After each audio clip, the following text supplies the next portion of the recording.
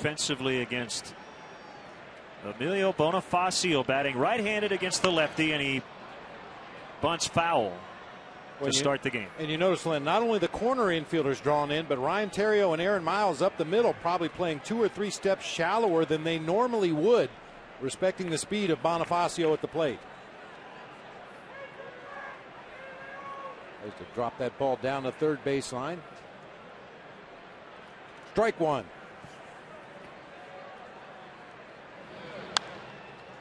Hit foul.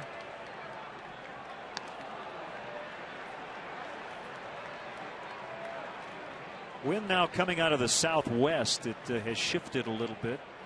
Just at 4 miles an hour. We heard 51 degrees, but I think it's about 61. Feels very comfortable at the moment. 1 ball, 2 strikes. Maben and Hermida to follow, and at least for tonight, the 2 All-Stars named Ramirez out of these respective lineups. Aramis has not been placed on the disabled list. They're hoping he'll be back in the next few days with the calf injury. And Hanley Ramirez got hit by a pitch in the right hand/wrist area in New York a few days ago, and he's day-to-day. Lou did tell us that Aramis Ramirez was available to pinch hit tonight if the situation arises where they need some big RBIs late in the game. He would be available. Swing and a miss. That's a strikeout for Marshall. Good start to the game for Sean Marshall. Buries a cut fastball down and in. Bonifacio swings right over the top. Looked like he almost got Coy Hill with his backswing there. I guess he missed him by a little bit. You always worry about those guys who take that top hand off the bat and finish that backswing way around behind their back. Sometimes they'll clip the catcher.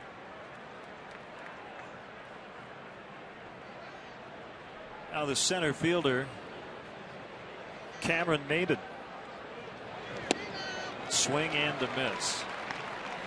Former Tiger. He was acquired prior to last year.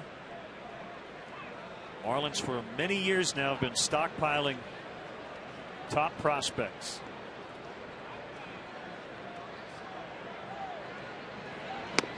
Swing and a miss. 0-2. And the word on Maben, in this situation here, you shouldn't have to throw him a strike. He's only 22 years old. Turned 22 on April 4th. Aramis and Giovanni out of the lineup. Soto getting a mental break. Speaking of breaks, I think the bat busted and Theriot bobbled it, couldn't catch it, and it'll be I think a single, considering Theriot had a long way to go. We'll see if they give him an error or not. He called off Soriano, and you wonder, Bob, if by waving, and it will be an error, by waving him off, if maybe he lost a little focus there on the jump. Yeah, the ball turned hit him, around. hit him right in the heel of the glove. I have seen it, but that's something an infielder should never do. Don't wave off the outfielder. You go get the ball until you hear the outfielder call you off. And Soriano wasn't even close to that play. Theriot was the only guy that had a chance to catch that ball. Just go catch it. Looked like he turned his head at the very last second and didn't have a good rhythm on the jump. So that's his 3rd error of the season. The real error right there is an 0-2 pitch right down the middle of the plate to a struggling hitter. He could have thrown a fastball up around the neck. He could have thrown a breaking ball in the dirt. Probably would have got the same swing, but a much better result. The pitch to Jeremy Hermida. This is low and outside.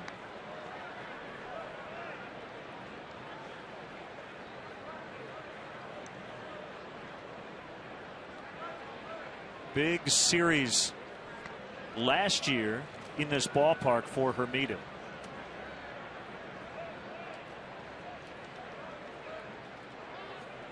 And time called at the plate.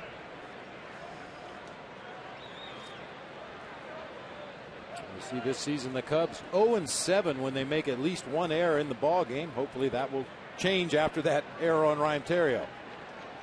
Hermida has hit .352 in his career with 4 homers and 54 at bats against the Cubs. 2 balls, no strikes. He comes into this series struggling a little bit too. Only 3 for his last 20. You look at this lineup, the power guys are definitely the guys in the middle. Hermida, Cantu, Ugla, and even Ronnie Paulino catching tonight.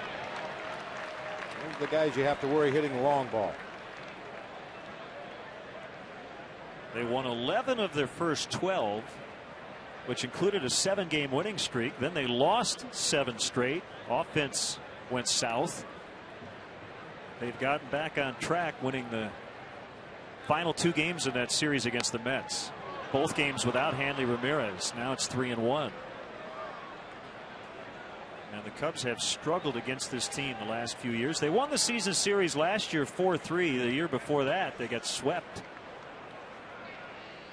Pretty good pitch right there from Sean Marshall. Coy Hill did catch it off the outside corner, but it was a breaking ball and looked like it might have caught some plate before it got to Coy Hill's glove. That's ball 4. So no hits in the inning, an error, and now a walk.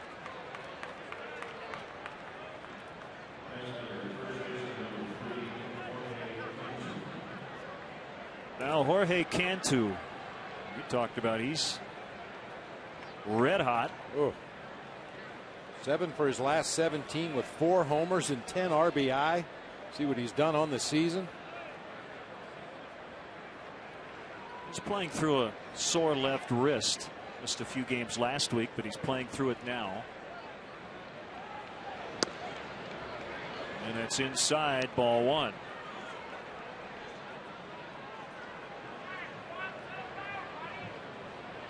Now the walk by Marshall, the 11th walk the Cubs pitchers have given up the last 2 days. They walked 10 in the 10-0 loss in Arizona. Caught the inside corner.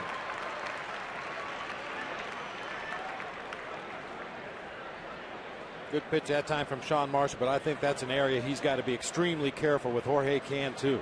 From the middle of the plate in, this is a guy for me that wants to pull the ball, especially early in the count. Got the curveball for strike 2, 1-2.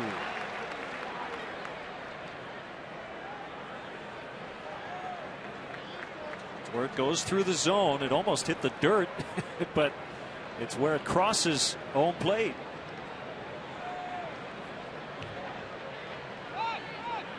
Well, he may have been leaning, but Aaron Miles was not near second base. I'll tell you, it's a good thing just to show that inside move. Even if you don't throw, even if you don't attempt the pickoff, just let the Marlins know that you have that move in your back pocket. That'll slow down and shorten up some of those leads out there at second base. Kick and the pitch. Went with another curveball and it missed. That's just like pitching out early in a series against a team that likes to run a lot. You may not get the runner going on that particular pitch, but just the fact that you will pitch out throws up a red flag in that other dugout.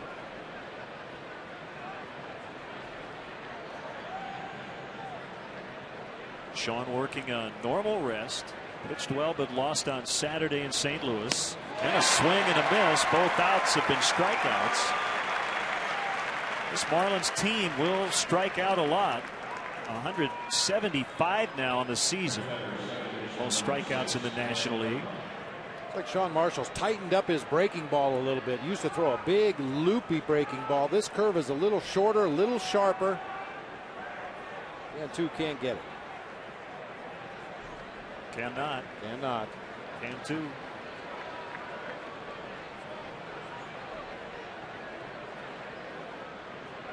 Another guy you got to be careful with, regardless of what the batting average says. He has sick power. Dan Uggla. Curveball, strike. Dan Uggla apparently goes to the Arthur Murray school of hitting. Watch his feet as he gets in the batter's box, assumes his stance. He doesn't stop until Sean Marshall gets ready to deliver the pitch.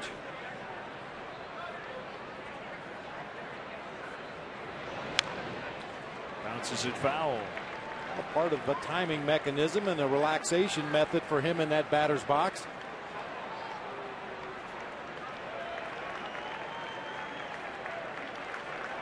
One, two, cha-cha-cha. He just sets that toe back there and then goes into his stride forward.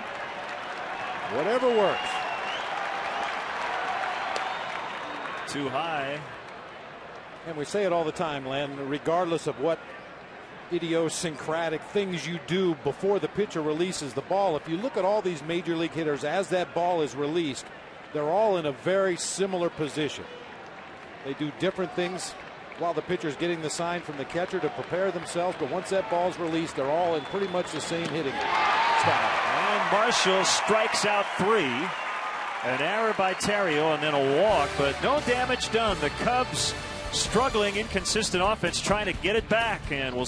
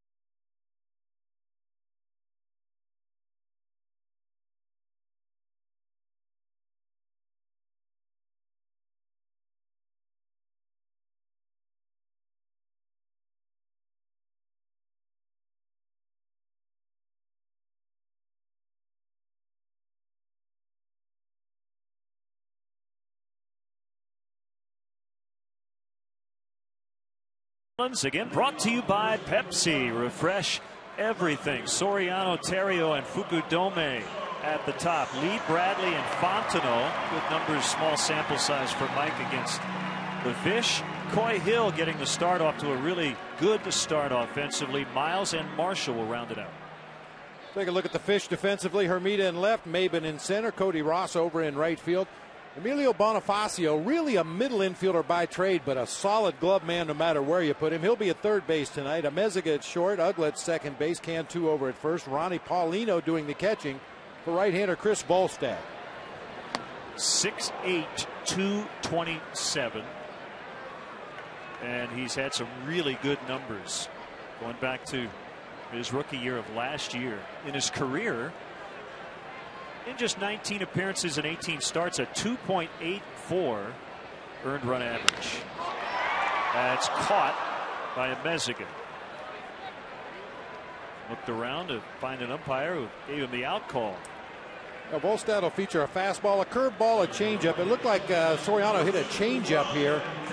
Tried to go down low and away. Hit it good, but unfortunately hit it right at the Marlins shortstop.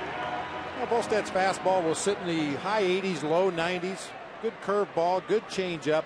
He really takes advantage of that height.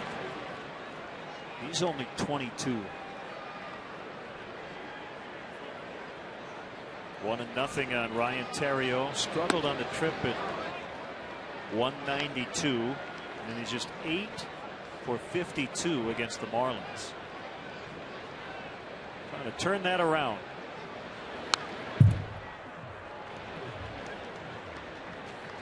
Bob, what is it like as a hitter facing a guy who's 6'8"? Well, some guys don't take advantage of their height. They nullify any advantage they have by really dropping down on that back leg and maybe dropping their arm angle down. But Volstad stays very upright on that mound. Tries to get his arm up in a high 3/4, nearly over the top delivery. And the ball, as it gets into the hitting area, if you can picture a side view from the mound to home plate, the ball is coming at such a drastic angle. Your chances of squaring it up consistently are pretty slim unless he makes a mistake. Kosuke got the day off yesterday. Solid road trip, 389. Excellent rate stats. He's 5th in the National League in batting, 2nd in on base, 8th in slugging. Off to a fantastic start. And he's ahead in the count. 2 balls, no strikes.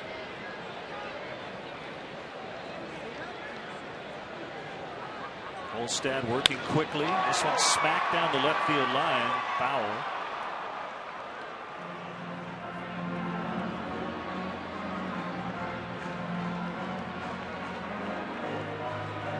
Adam Dunn off to a good start. Manny's just being Manny. 489. 3-1. And normally when Adam Dunn is near the top of that on base percentage list, it's because he walks so often, but he's swinging a bat well in the early going this year. Pop fly to left. This is Hermida, and that's it. Very quick 1-2-3 inning for Chris Volstad. Early on, 0-0 from Wrigley.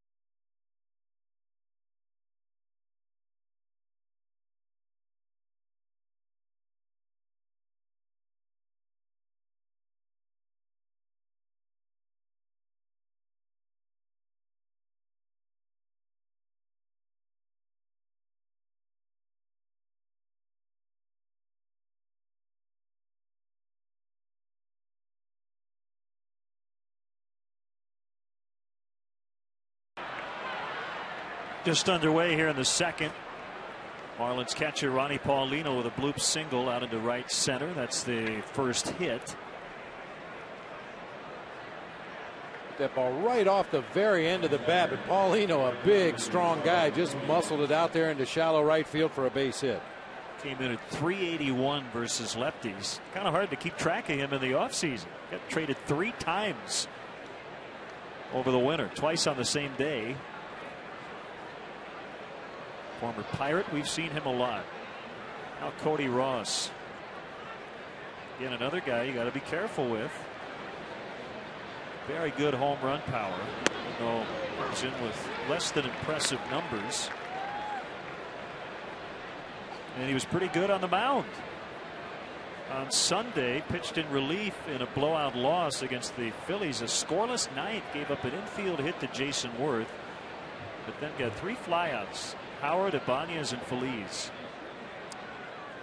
He was considered a pitching prospect back when he was drafted 10 years ago by some teams, and worked in a spring training game for Detroit in 2001, so he got a chance. He's a left-handed thrower, even though he bats from the right side. And he won the game last night, 2-run single in the 8th inning, giving Florida a 4-3 win at New York. Well, when you think about it, most of these guys in uniform tonight pitched, at some point in their baseball career, whether it's high school or college.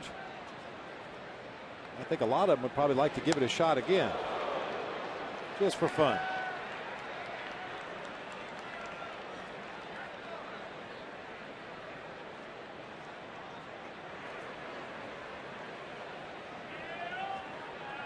Marlins are 13-8, a game and a half up on the Phillies. The Cubs right now are in 5th.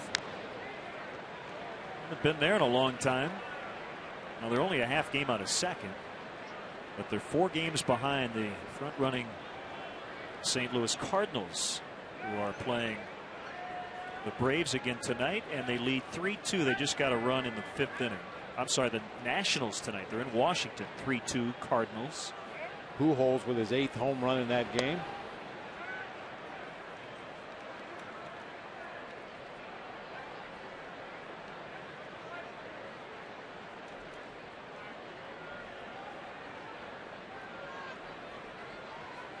Cubs want a double play chance here. 2-2 on Ross. Tapper foul. You know, then we had that shot of Freddie Gonzalez over there in the first base dugout after his team got off to the great start. We showed you the graphic at the beginning of the game, and then they played so poorly after that. He said, we're not as good as we were when we were 11-1, but we're definitely not as bad as we were when we went 2-7. He says we're somewhere in between. It's tough for a manager with so many young players and some new people on the team this year to try to figure out exactly what kind of a ball club he's working with. There's that double play ball. As routine as it gets at this level.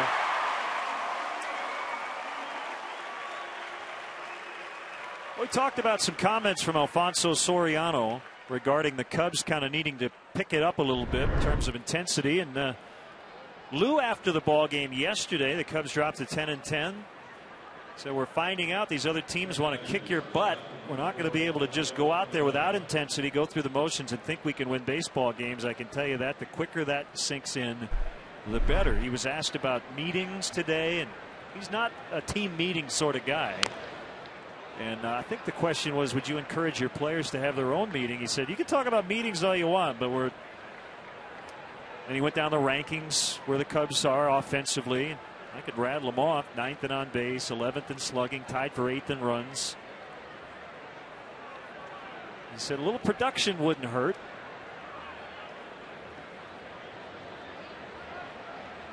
Just keep it simple. Just go out and play your game. And play hard.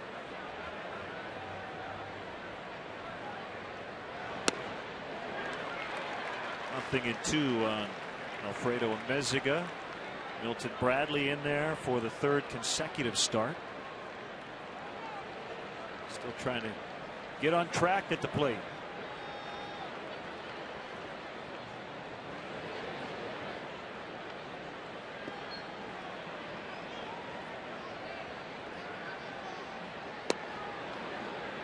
A little bit outside, 1-2. The pitcher Volstead is on deck.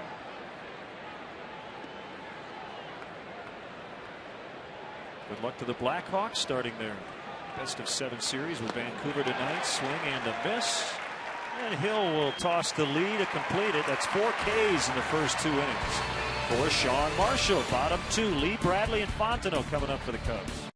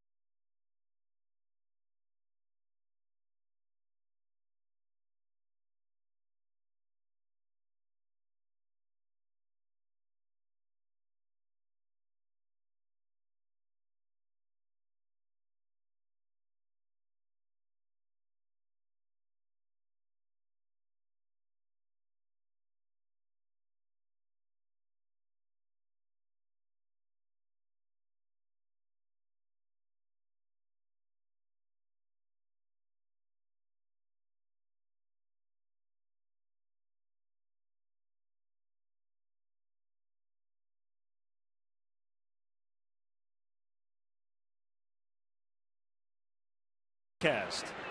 I am Mohawk challenged. Did you bring up the concept of the reverse Mohawk? Yeah, the Walkman I used to call it. Goes from ear to ear instead of front to back.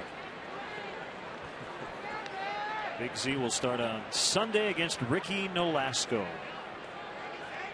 On Jenkins Maddox Day, number 31 will be retired. We'll have it on WGN Sports. We'll start the pregame at 12:30. The entire ceremony for you before the 121st pitch.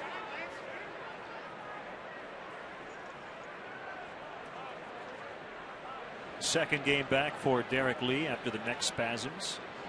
Just a couple starts. He went 0 for 3 with a walk yesterday versus the Diamondbacks. And the 1-2 offering is smacked up in the air and out of play off to the right. I will say this, Len, and we talked about it in the ball game yesterday in Arizona. Derek still didn't look comfortable either defensively or at the plate, but took a pretty good hack right there. He looks like he's not suffering from the ill effects of those neck spasms right now.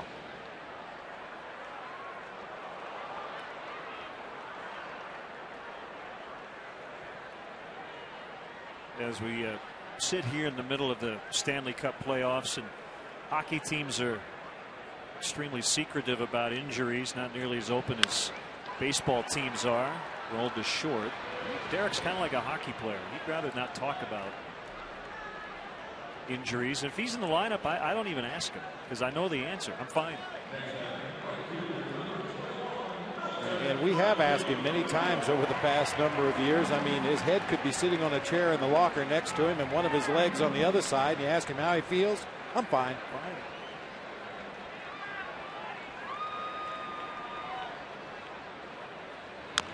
Bradley taps it to first. It is fair as it's gobbled up by Cantu. And it might have kicked foul if Cantu had to roll another couple of feet.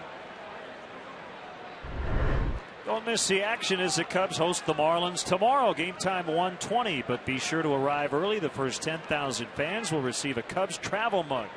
Compliments of Gatorade. Cubs car flag night tonight. First 10,000 through the turnstiles receive the Cubs car flag.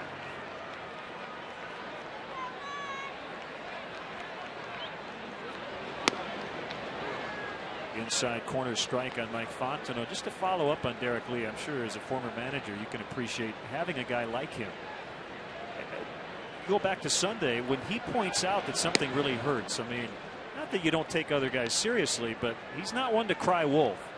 So when he says he's hurting, you get him out. But you like having guys who never make excuses, just go out and play. Yeah. I mean, I joke about it all the time. The players will lie when you ask a pitcher, do you have anything left? Yeah, I'm fine. You ask a position player, are you okay to go today? Yeah, I'm fine. And 90% of the time they're lying to you. But over a period of time, you get to know the strengths and weaknesses of your guys. You know who can play in a little bit of pain, who maybe can't play with any pain, and you handle them accordingly. And Derek Lee has proven in his time here in Chicago and throughout his major league career, he's a guy that can play with a lot of aches and pains. One bouncer as Uglett decided to back up instead of trying to make maybe a diving catch on a pretty easy play. Volstad hasn't broken a sweat yet. 0-0.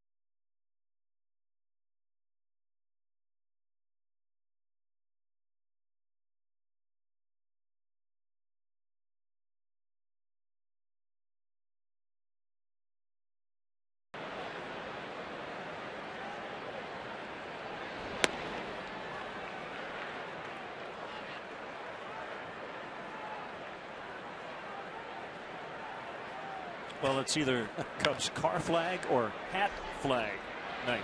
Chris Volstad will ground out to Brian Terrio. 1 out. Maybe he doesn't own a car. Gotta make do with what you got. Good for riding the red line. Yeah. We're going up here in the booth today. Yeah. We're not asking for any wind because when we get wind, it usually blows right in our face. So we'll just leave it the way it is. Lightly blowing straight out to center tonight. Extremely comfortable temperature at the moment.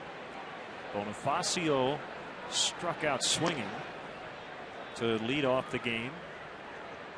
Well, last year this was an all or nothing offense. They had a club record 208 home runs, and they whiffed a major league high 1,371 times. Only team last year to strike out more than 1,300 times. They had 4 guys in their infield who all hit 25 homers or more. In fact, Jacobs, Ugla, Ramirez, Cantu all had at least 29 home runs. First team ever in a single season to have an infield that prolific with the power. We mentioned the power that they have in the middle of the lineup, especially when you get Ramirez back and healthy. But Bonifacio and Maben, when he can get on base, they've got some blazing speed up there at the top too. Well, in their spacious ballpark, speed certainly is at a premium. I mean, this guy at the plate has had minor league seasons of 61, 55, 41, and 40 stolen bases. Sean coming back on a 2-2 pitch. Bounced foul.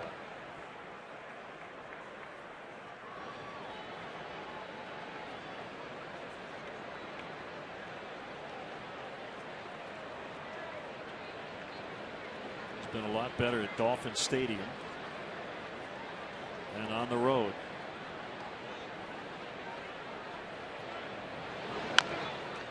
Topper to third. Throw by Fontenot, got him by a half step. Well, that is a nice play by a guy that doesn't play a lot of third base. Coming straight down that third base line, has to kind of throw across his body on the move. He knows he doesn't have very much time with Bonifacio running. Gets plenty on that throw, and they get him by a step over there at first base.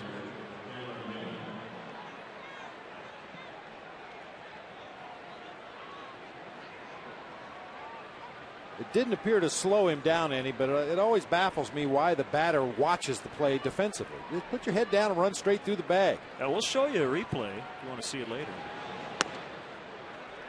Strike one on Maben.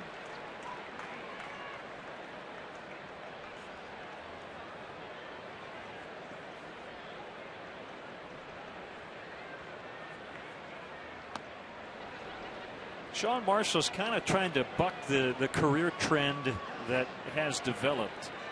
As a starting pitcher, his career earned run average is 4.80. It's almost 2 runs lower. As a reliever, 2.93. But he earned the number 5 spot in spring training. One rocketed past Fontenot for a 2-out hit from Maben. And normally in this spot, Marshall would have to face Hanley Ramirez. Instead tonight it's a left-handed hitter and Jeremy Hermida.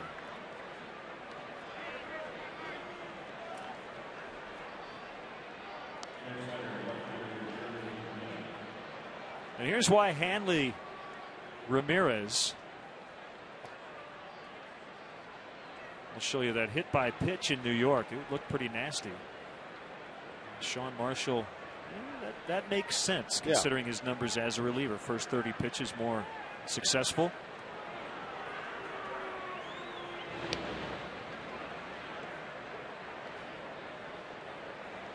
And I think sometimes those numbers will improve with more experience. Learn that you get through the lineup the first time. Then the second time through, remember how you got guys out. The first time, maybe you repeat that. There's a throw. Maben is out. Coy Hill's 2 for 2 on the season. Haven't run out of much. He's batting 1,000 in that department. Nothing.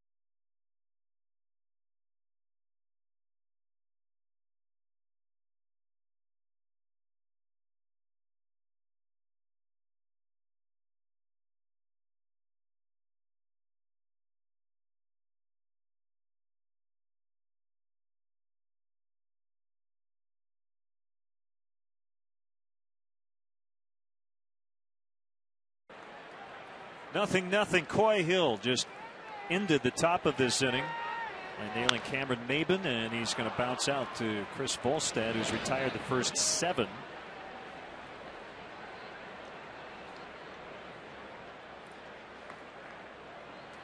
Let's check out who's moving forward with Toyota. Coy Hill is moving forward. 7-game hitting streak coming in.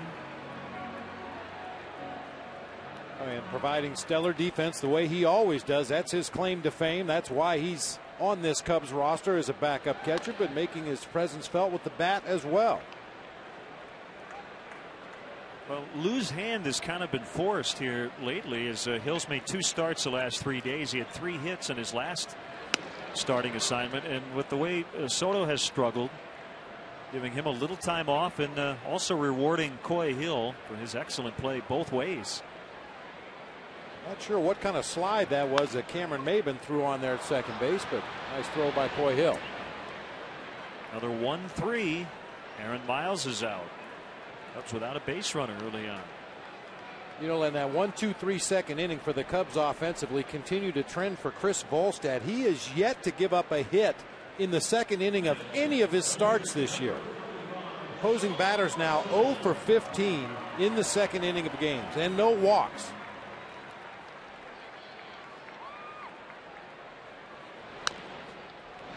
Foul. I mean, we saw the numbers for Sean Marshall when you were talking about his effectiveness as a reliever, better than as a starter. The exact opposite would seem to be true for Volstad. If you don't get him early, it's going to be tough sledding. Well, he has not thrown many pitches. I think less than 30. We'll add them up when we come back. To get through 3 the first time through the order perfectly. 0-0.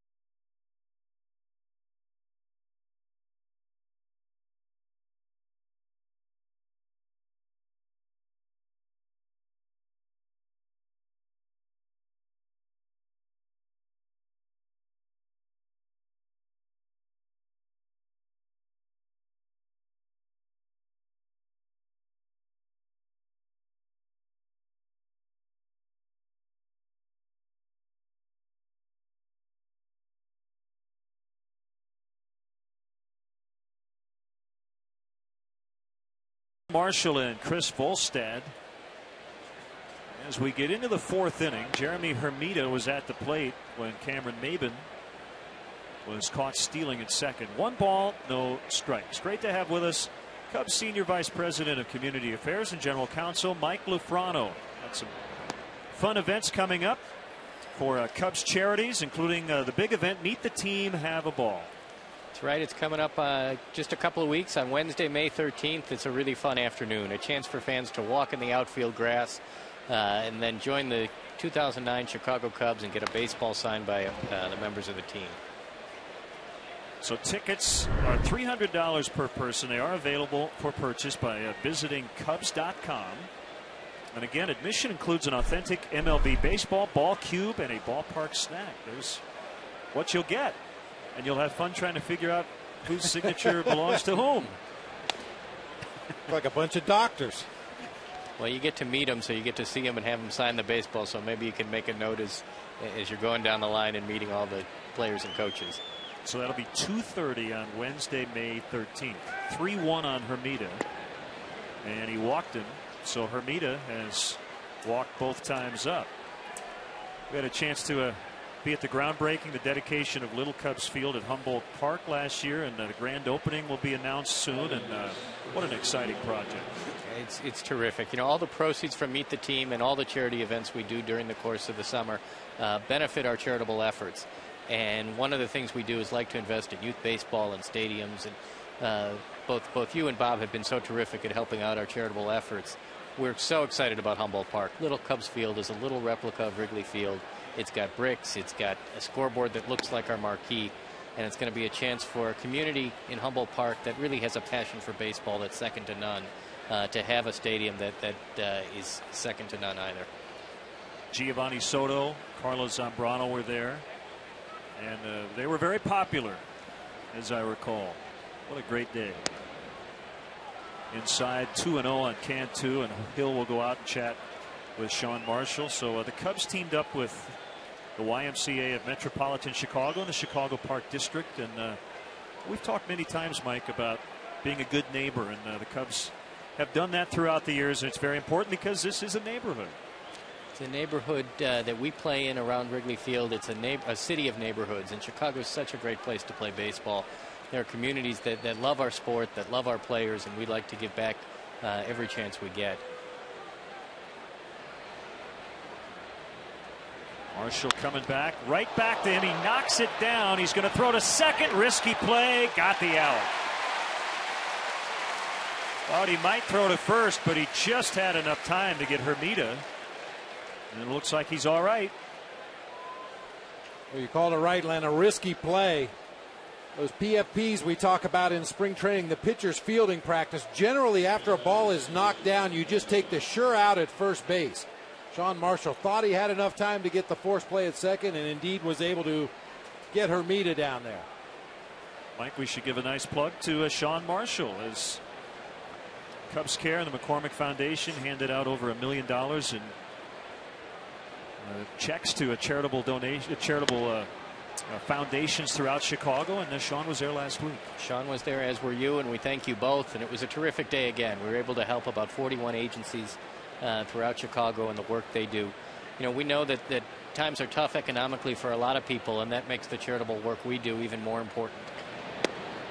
That's why events like Meet the Team have a ball and chances to help give back to our community, and we thank our fans who participate.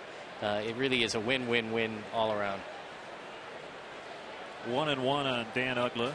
Cantu at first. One out. We're in the fourth. We're with Cubs senior vice president Mike Lafrano. Broken bat bouncer that gets through. So they have 2 on for the second time tonight. Mike, also for people coming out, a lot of times they ask, you know, how do we get a message out on the scoreboard? Well, we have information on it. Absolutely. This is something people don't know about, and we get asked all the time. Those messages on the Wrigley Field center field scoreboard again benefit our charitable efforts, and you can order your message, make your reservation by calling 773-404-CUBS. They will direct you to the right place, or you can just ask for our community affairs staff, and we'd be happy to help. But it's a chance to wish someone a happy birthday, congratulations, or just say welcome to your first game at Wrigley Field. Boy, what a way to enhance the Wrigley experience. You know, you have some family in from out of town, or your significant other at the ball game, and you want to score some points, put their name up on the board. That's great. 1 ball, no strikes on Ronnie Paulino. So again, Meet the Team have a ball May 13th. You can go to Cubs.com or call 773-404-CUBS. And same for scoreboard messages. All proceeds will benefit Cubs designated charities. Mike, thanks for the time.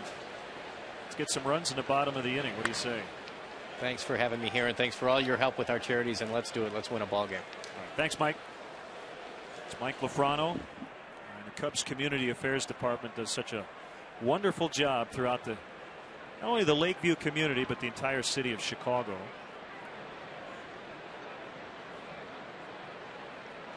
This is a big inning for Sean Marshall, considering how Chris Volstad has pitched. On the other side, he hasn't given up a base runner, has thrown just 29 pitches through 3 innings. You know, and Ted Lilly talked about that the other day in his matchup with Dan Herron down in the desert. You could see very early on that Dan Herron was not going to give up very much in that game. And I think you could probably say the same thing about Chris Volstad tonight. So Sean Marshall really needs to bring his A game here, execute his pitches, try to get that ground ball right here and get out of this inning. Big swing by Paulino, 1-2. You like Ronnie Paulino. We've talked about him a lot. He has pretty good power. He's got some big time power when he makes contact. He's a little bit of a free swinger, but boy, when he makes contact, he can hit him a long way. And as you mentioned earlier, he kills lefties, hitting over 100 points higher against left-handed pitching in his career. 355 against lefties, just over 250 against righties. And maybe a double play. They do it. 6-4-3. Second double play turned by the Cubs tonight. Trying to get that first base runner. Top of the order coming up in the last of the 4th.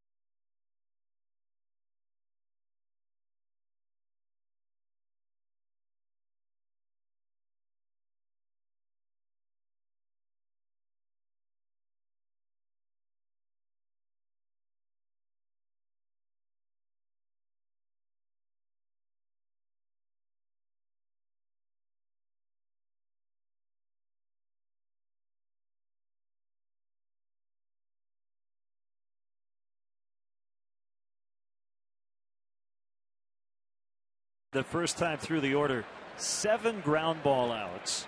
Only 1 ball got to the outfield. But Sean Marshall's hanging with him, getting helped out by 2 double play balls. So top of the order now, Soriano, Terrio, and Fukudome against the 6'8" right-hander. Third career start against the Cubs. No record and an ERA of 3 for Volstad. He's pitching for his hometown team. He's from Palm Beach Gardens, Florida. Cody Ross, 10 up, 10 down. The 2009 Chicago Cubs baseball season on WCIU Cubsnet is brought to you by Bud Light. The difference is drinkability. Great to be home, and the weather cooperated big time tonight. Like it might be a little iffy earlier today. One of 2 night games on the homestand. The other one will be Monday night against the Giants.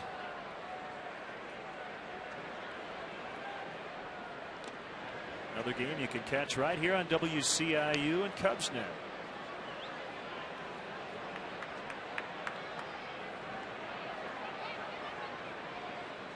That's more about fashion than function. Oh, we're all about fashion. Yes.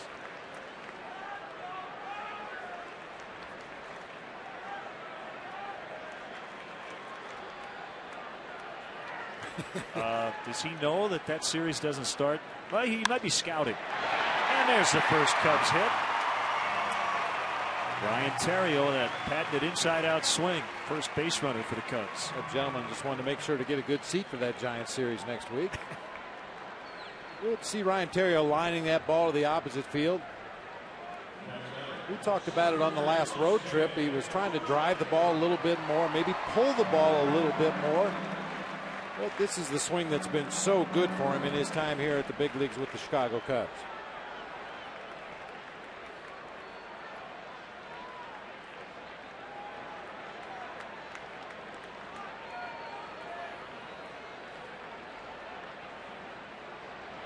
Theriot runs. The pitch is a called strike. Throw gets into center. He's able to locate it, but a little too late.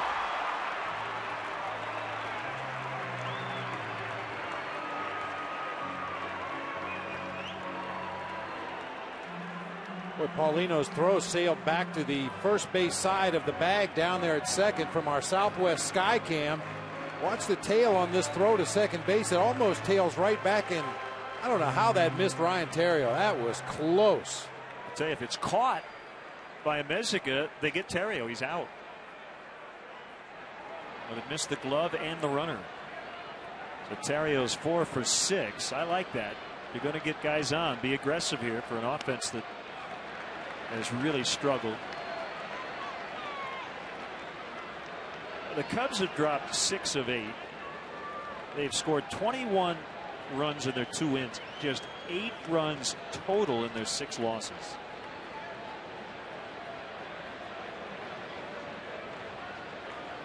One to Kosuke, hit hard on one hop, but it'll be ugly to throw him out. Wrigleyville Rooftops has premier seating for up to 200 guests for corporate gatherings, family reunions, and bachelor or bachelorette parties. Individual and group tickets are available for all games. For more details, go to WrigleyvilleRooftops.com or call 773-248-ROOF. Every time I read that, I want to say, roof!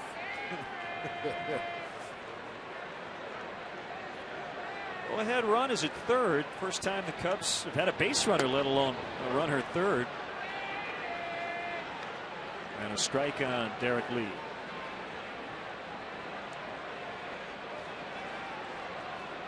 Average now below 200 with the 0 for 1 to start the night.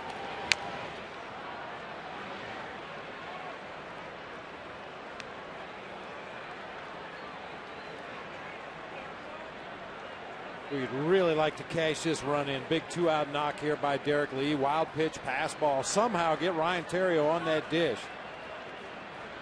Just don't know how much Chris Volstad's going to give up in this game tonight. Swing and the miss. That's his first strikeout. And it came at a big time for him. On to the 5th. 0-0.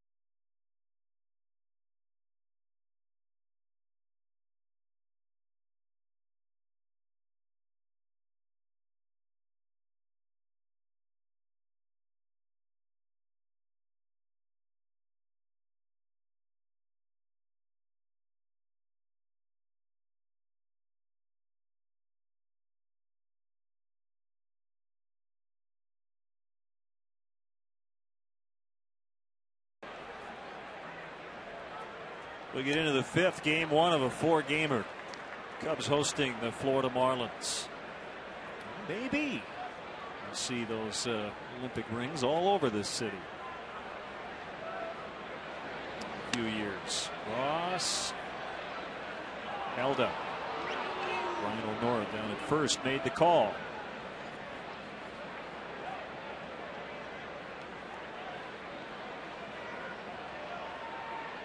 Sean Marshall's best friend tonight has been the 6-4-3 double play ball. He's gotten a couple of them.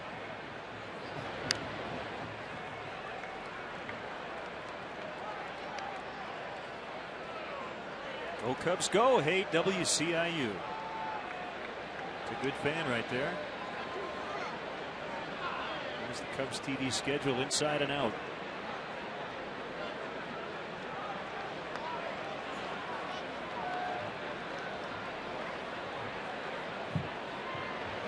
Swing and a miss. Marshall has a strikeout pitch working tonight as well. That's 5.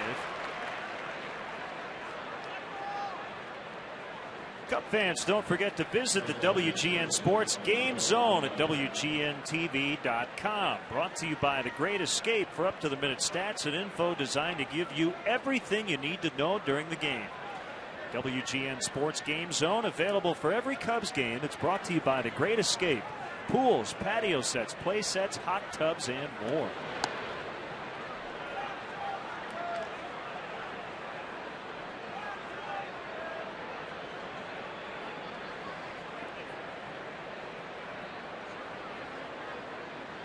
This is starting to look a little bit like a small ball night. Cubs are trying to manufacture a run earlier. That hits third base. And Amezaga is going to test Soriano. They've got a good shot. And they got him. Outfield assist number 3 for Soriano. A little bit of a collision there as you had Amezaga and Miles fighting for second base. Two big throws tonight. Hill from behind the plate and Soriano from left. Boy, when are opposing base runners going to learn? That ball hit right off the bag. I think Amezaga thought maybe it slowed down more than it really did. It got out there to left field. Soriano with the bare hand pick and throw to Aaron Miles, and he goes in there and blocks second base like a catcher. Wanted to make sure he got that call from second base umpire Field and Culver. Like Aaron got hit on the head by the helmet of Amezaga. Well, I think both these teams, Bob, are going to try to take that extra base wherever they can because the risk is worth the reward on a night like this. Even though the wind is blowing out, if you make your pitches, and these two guys have, you're going to put up zeros.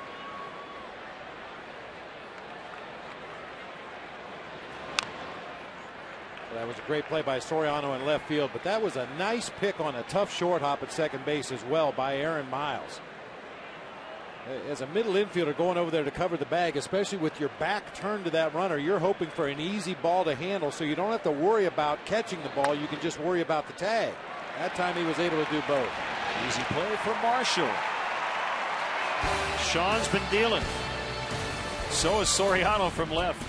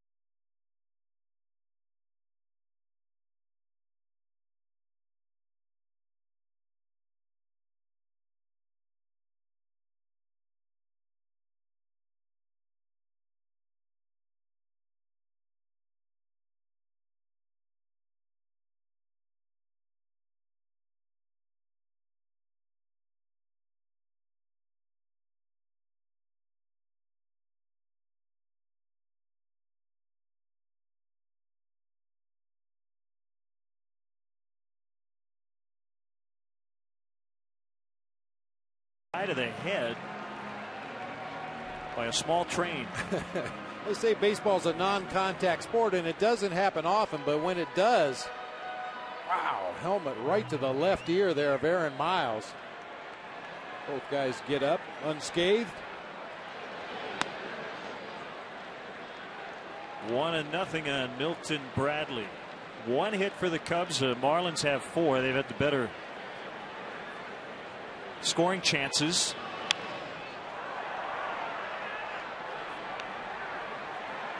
The struggles of Milton Bradley have been well documented. Hasn't been in the lineup consistently because of the groin injury. There are a lot of guys who signed big free agent contracts who are off to slow starts around baseball, including the big 3 in New York: Teixeira, Sabathia, Burnett.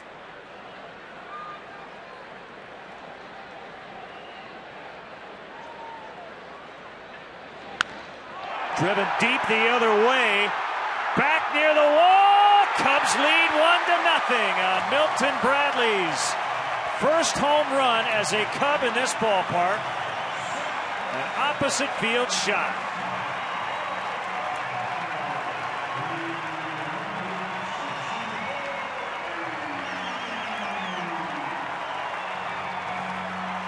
I like that shirt. In fact, that's his first career home run ever in this ballpark. He never did go yard as a visiting player. Well, we commented on that back in Arizona in spring training, how he drives the ball to all fields, especially from the left side of the plate. Mike Fontenot, towering blast. They go back to back.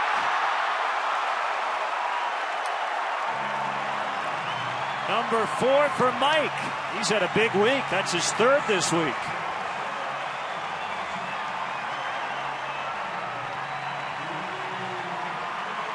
Well, you got to love those opposite field shots.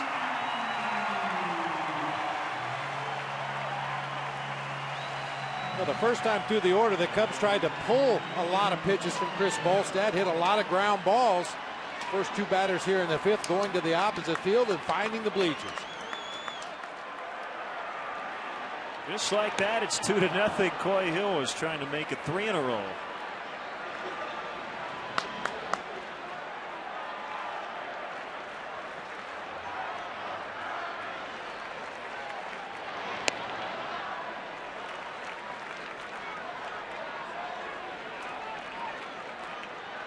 Five homers now allowed by Volstad.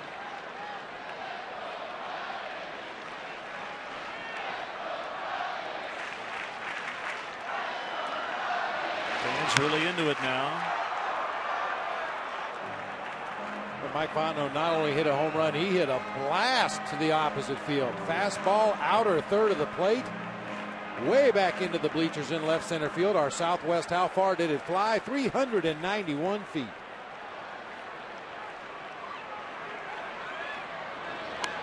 Check swing foul by Hill.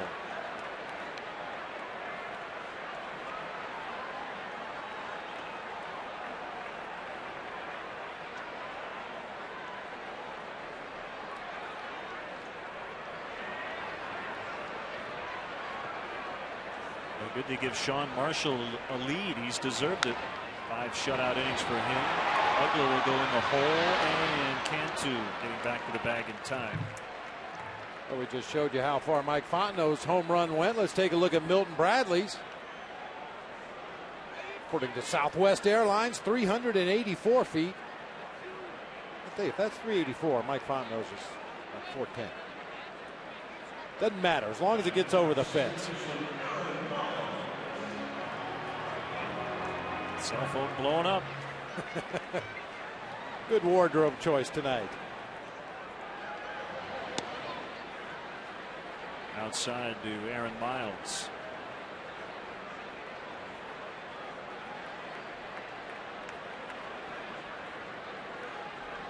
Bonifacio in on the grass at third. It's inside. 2-0.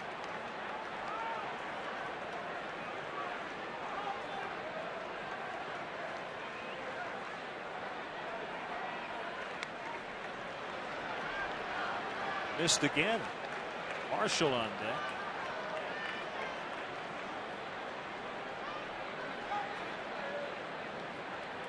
tie game in Washington.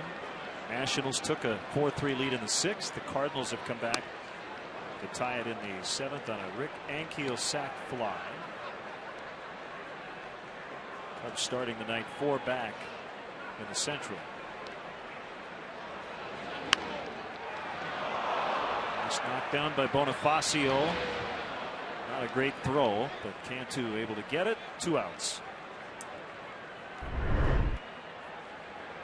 Experience Cubs baseball from the private comfort of the Bud Light Batter's Eye in center field, offering a spectacular view and catered service for groups of 75 to 100. The Bud Light Batter's Eye is a great option for entertaining in Chicago's unpredictable spring weather. The Bud Light Batter's Eye is also available for non-game day functions. To book your day there for more info, visit Cubs.com/suites or call 773-404-CUBS. The Batter's Eye is also a great place for frustrated umpires. You can really get a good view of the pitches, where they are on the plate, up, down, in, out. Help the home plate umpire out. That's where you end up when we're not broadcasting. Losing your voice, screaming at the umpires. Yeah, unfortunately, they can't hear you from out there, but that doesn't mean you can't scream at them. Well, I think it's fortunately they can't hear you. 0-2 on Marshall, who now has a 2-0 lead.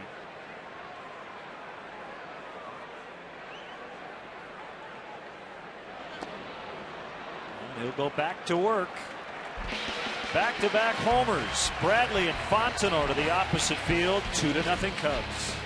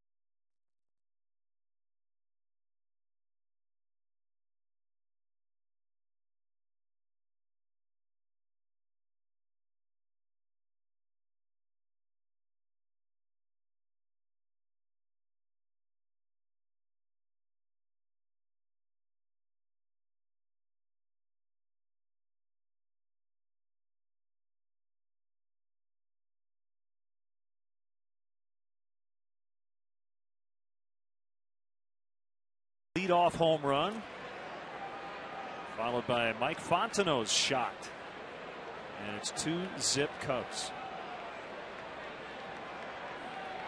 So Sean Marshall here in the 6th inning has thrown 71 pitches through 5. 22 came in the 1st inning. Hasn't made more than 15 since.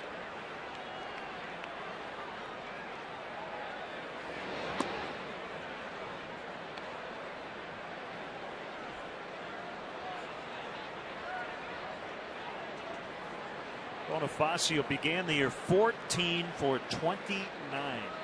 He's now 11 for his last 67.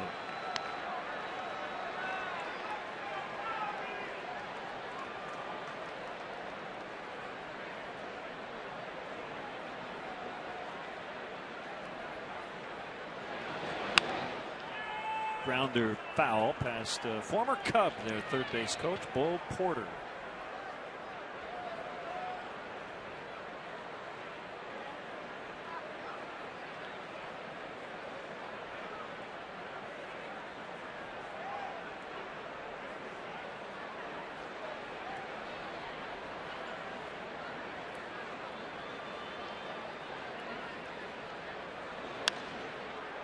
popped him up. It's Aaron Miles in the outfield grass. Time to have a ball with our friends at the Illinois Lottery. This date in baseball history, 1970, Billy Williams became the first National League player to appear in 1,000 consecutive games. So our have a ball, we look at some other great Chicago athletes. Billy, 1,117 in a row. The late Red Kerr, 844 straight. Walter Payton missed one game in his career. It was a coach's decision. Steve Larmer over 10 straight seasons without missing a game. It's tonight's have a ball thanks to the Illinois Lottery. Do you remember what your consecutive games played streak, the longest you had? 2 or 3. And that was all coaches' decisions too. I don't recall. There was a stretch, I believe it was in 1986 perhaps, when our backup catcher was injured and had to play pretty much every day for about a month and a half, but nowhere near what those gentlemen were able to accomplish.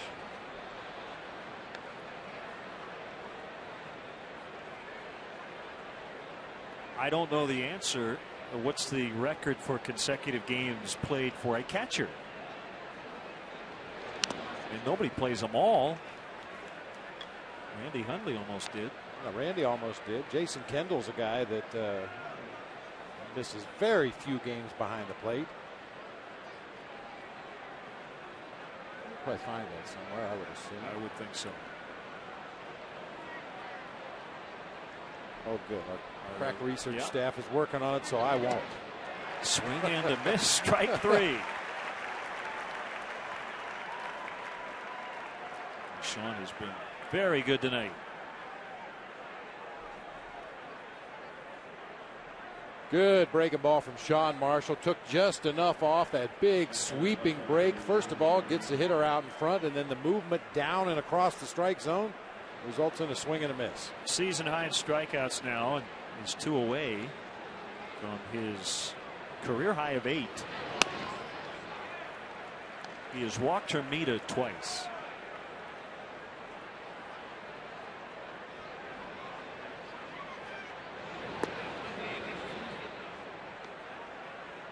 One and one the count. Some finals over in the American League from earlier today. Oakland beat Texas 4-2. Matt Holliday hit his first home run as an A on the final day of April. And Kansas City slowing down the Blue Jays 8-6 the final. Kyle Davies got the win for KC. Zach Greinke had his consecutive inning streak without allowing an earned run ended 43 last night. But he still got the win, and he's 5-0 with an ERA of a half a run. That's pretty good. High fly to center. Kosuke is camping underneath, and they go down 1-2-3. Sean Marshall shuts him down for the 6th straight inning. 2-0 Cubs.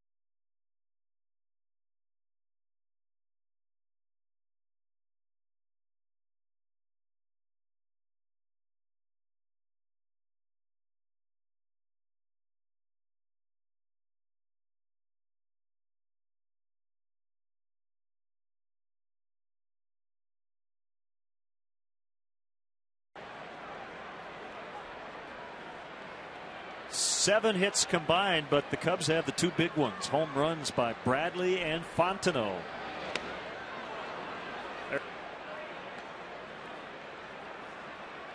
Get that shin guard strapped on.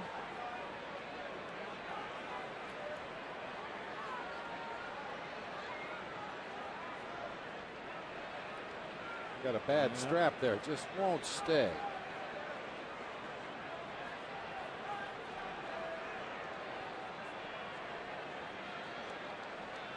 Now he's ready for an 0-1. Called strike 2.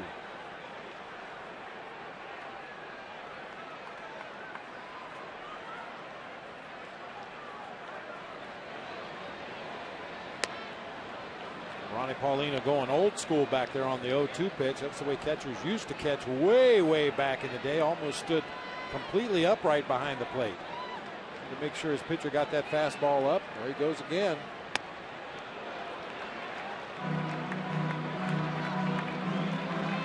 Look at this. Up here. That's where Volstad throws the pitch. He chased one, but he has a chance to get to first, and he will. And actually, the Cubs are helped by a bat. Looks like a weighted bat, positioned perfectly as that ball caromed, but not quite back to Paulino. And because of that, Soriano reaches on a wild pitch. All kinds of paraphernalia over there in the on-deck circle for both teams. That one gets away from Paulino. It's headed toward the bricks, but as you said, hits that weighted bat. The bounce is a little further away from Ronnie Paulino. That was a big breaking ball out in front of the plate. Take a base runner any way you can get him. Leadoff strikeout and wild pitch. Throw to first. Fonzie with a short lead.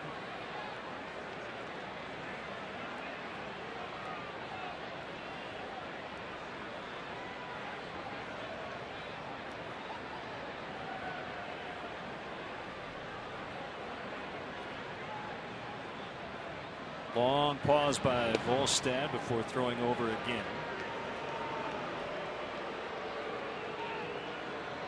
We told the story last year when Volstad was in Little League in Florida back in the mid-90s. He got some help from Hall of Famer Jim Palmer, who knew Volstad's coach back then.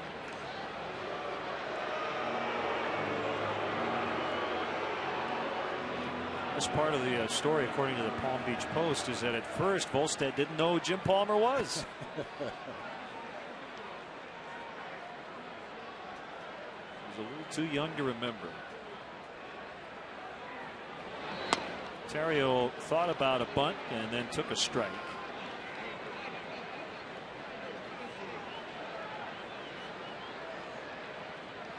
I guess Jim Palmer taught him his windup.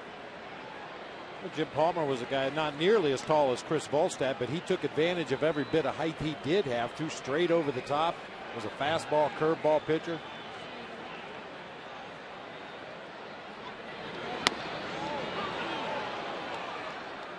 Oh, 0-2 to Terrio. Jim Palmer was 6'3".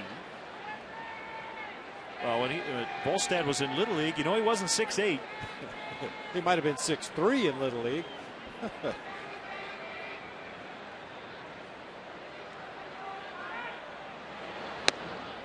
Off the outside corner. Paulino held it there for an extra second. Didn't get the call from Jim Wool.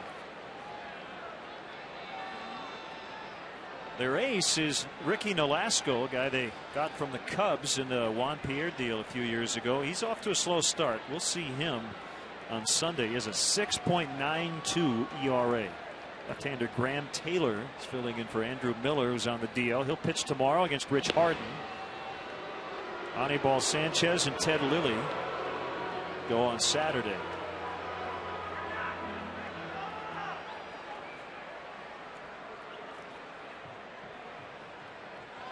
Graham Taylor sounds like a guy who was in the Hollies or session drummer for the Beatles or something before Ringo.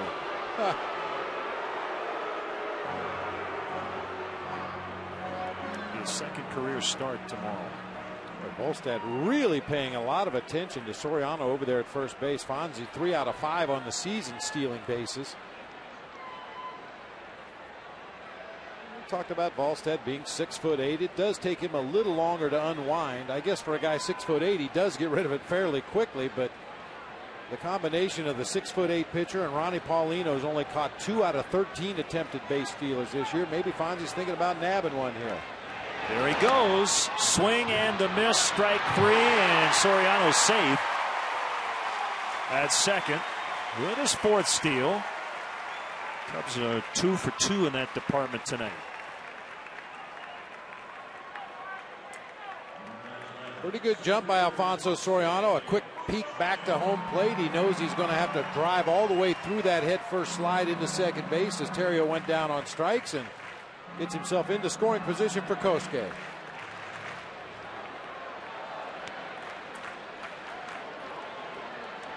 Kosuke with a runner in scoring position. 2-0 Cubs, last of the 6th. Swing and a miss. Matt Garza took a perfect game into the 7th against Boston tonight down in St. Petersburg. Jacoby Ellsbury with an infield single to break it up. Tampa Bay still leads 8-0.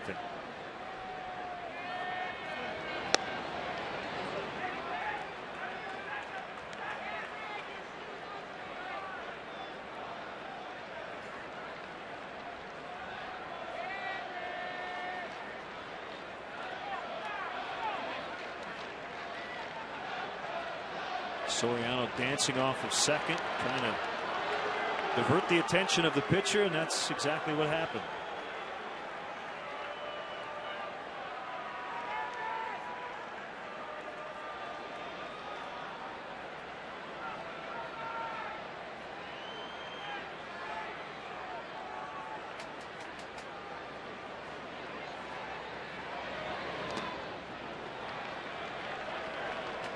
What the threat of stealing a base can do. Volstad really once again paying a lot of attention to Alfonso Soriano now at second base. Amezaga jockeying in behind Fonzie, trying to keep him close, opening a hole on the left side of the infield. A little bit of speed on the bases changes everything.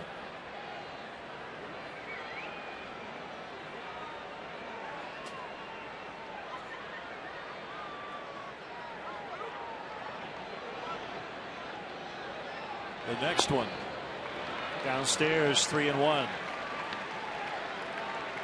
Angels and Yankees are tied 4-4 in the Bronx. Top of the 8th. Napoli is 4th. Damon his 4th in the home run department in that one. Light schedule around baseball tonight.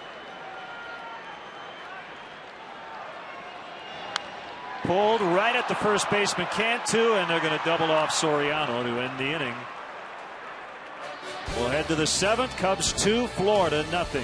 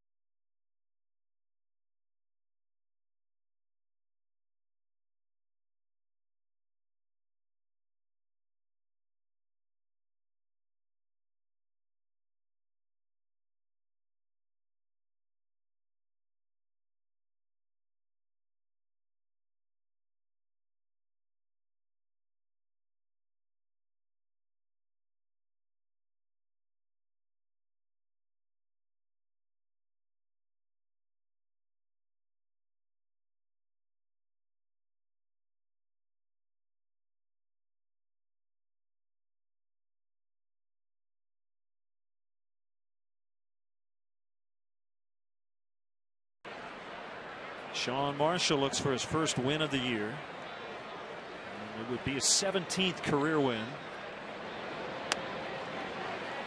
Curve for a strike to Cantu.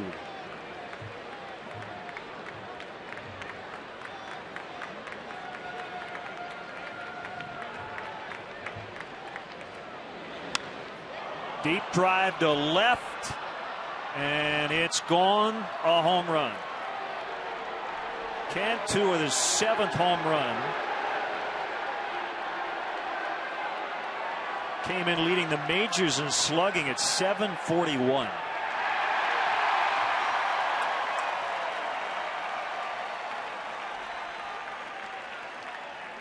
I mentioned earlier in the game he likes to pull the ball. I consider him to be a dead pull hitter, especially up until he gets 2 strikes. Got on that Sean Marshall pitch that was up, looked like to be a cutter. The only hope the Cubs had was that ball hooked foul down the third base line, but it stays well fair.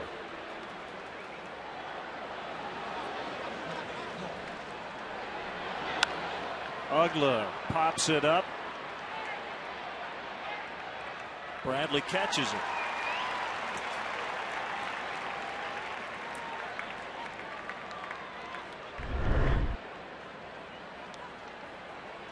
Look at that list. Soriano and Cantu up there going back to September 1st.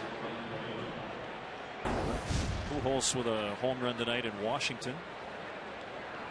Adrian Gonzalez atop that list. When you think about where he plays his home games, that's not a home run hitter's ballpark. Served into left for Paulino.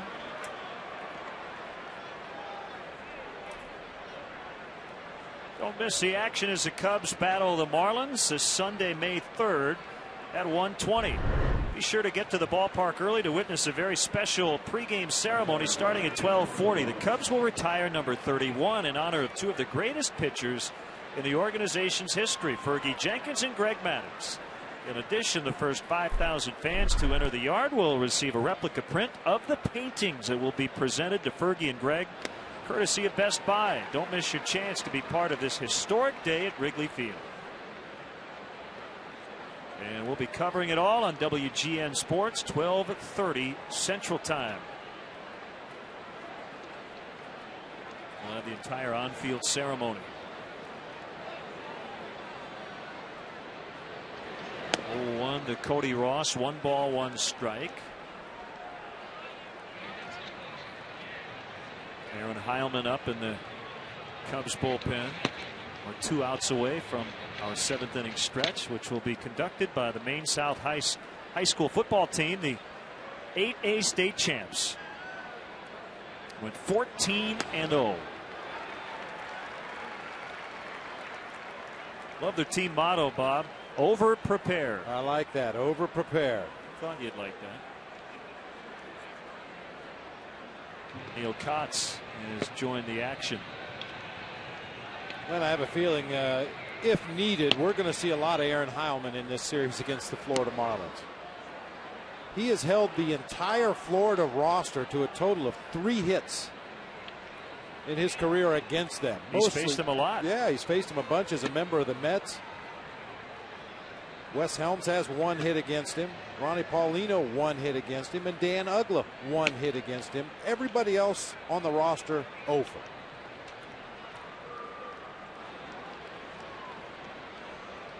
Two pitch in on their hands. More scores. Arizona got a leadoff home run from Felipe Lopez, and they're still clinging to a 1-0 lead at Milwaukee in the top of the 6th.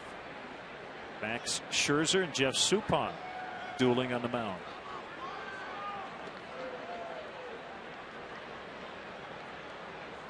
Another 2-2, and it's driven foul.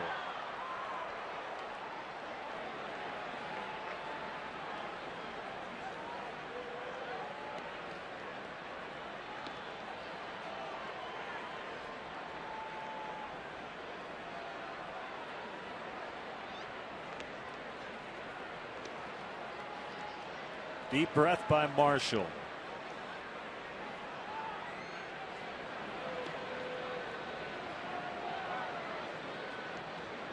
Here he comes. Didn't bite on the curveball. 3-2. We'll see if Paulino will be running to try to stay out of the double play. And the payoff pitch coming up. If you'd like to email us, it's WGNCubsTV@AOL.com.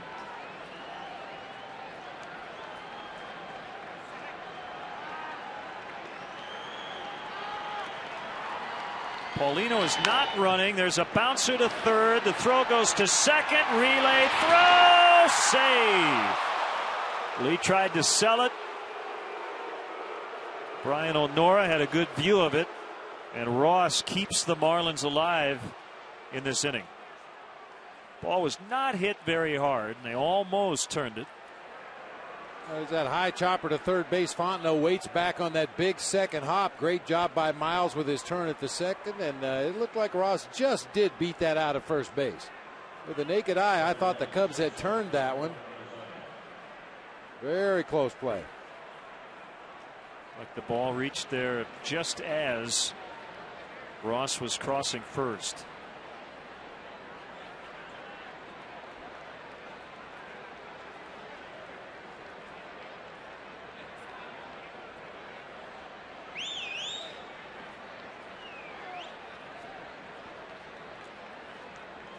You saw Hill walk in front of a Meziga right there and alert the infielders to be aware of the delayed steal. That's where the runner doesn't break right away when the pitcher delivers the ball home. He takes a couple of big hops off first base. The ball is actually in the catcher's glove before he breaks for second base.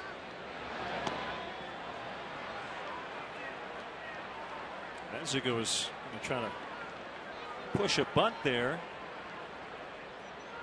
Saw the pitch was not going to be in the zone. Wes Helms is on deck for Volstad. And now Carlos Marmol is throwing in the Cubs pen. He had a rough one yesterday in Arizona. Trouble with his slider.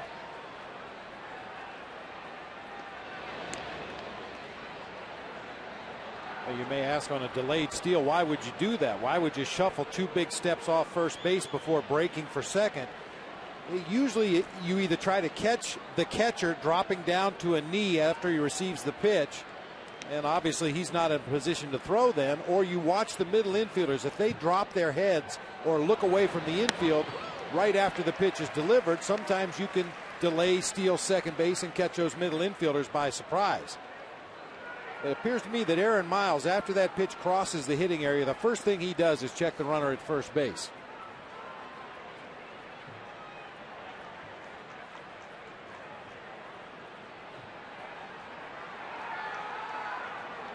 Big spot for Marshall. Team leading by a run. And Meziga again thought about a bunt. Took that one for a strike. It's 1-2.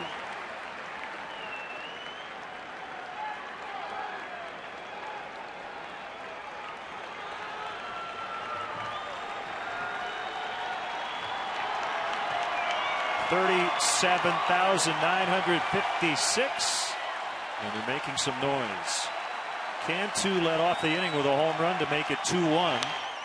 And a foul pop out of play.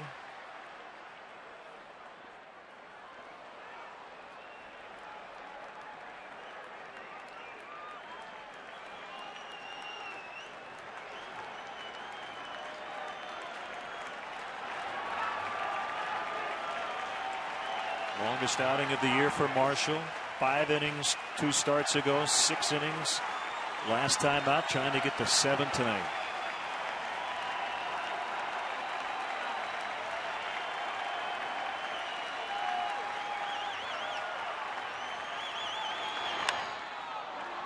Kosuke coming on.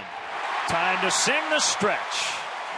Yes, conductors for Take Me Out to the Ball Game are the Class 8A state football champions from Maine South High School. All right, Cub fans, let me hear ya. A 1, a 2, a 3. Take me out to the ball game. Take me out to the ground. Buy me some peanuts and cracker jacks. I don't care if I ever get back, for it's root, root, root for the Cubbies. If they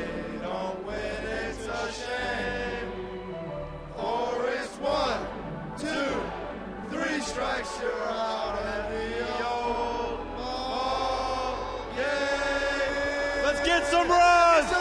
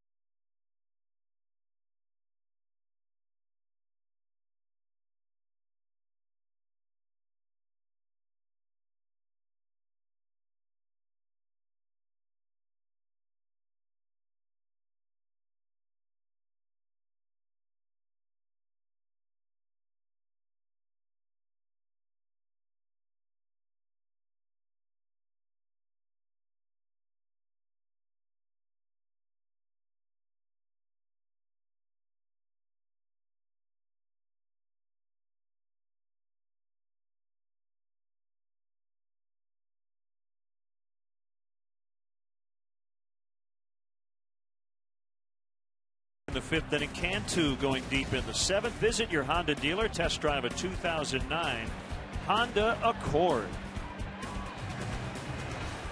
The Marlins starters 0-5 during this stretch without a win with a 567, but they've gotten a quality start from Volstad. This will be his final inning as Derek Lee flies out to Cameron Maben. The pitcher spot due up first in the eighth. Freddie Gonzalez hoping to get just one more inning here from his starter.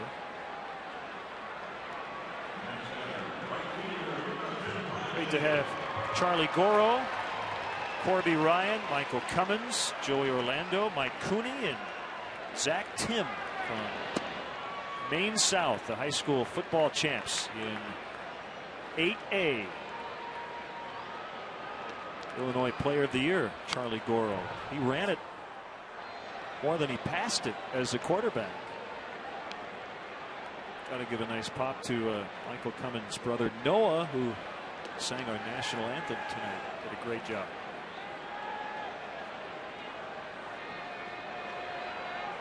Bradley homered his last time up. Took a healthy cut, fouled it back to the screen, 1-2. Well, Len, we have your answer. You asked about consecutive games by a catcher. Yeah. 312 by Frankie Hayes. Now, ironically enough, on this day in baseball history, Bob Feller, in what he considered to be his biggest thrill in baseball, struck out 11 and threw his second no-hitter against the Yankees 1-0. Frankie Hayes, his catcher, hit a solo home run to win the ball game. You like when it all falls together like that. I just love it. What's the reaction by Bradley on the called strike 3? Is he saying it was high? Yeah, I think so. Umpires love that. Be careful. He's already been suspended and is appealing a 2-gamer. I thought at first he was appealing, but he didn't swing. Yeah, he's saying it's high. The rule says you're not allowed to argue balls and strikes. It doesn't say anything about indicating with your hand that you thought it was a high pitch. It's lawyer ball right there. Right.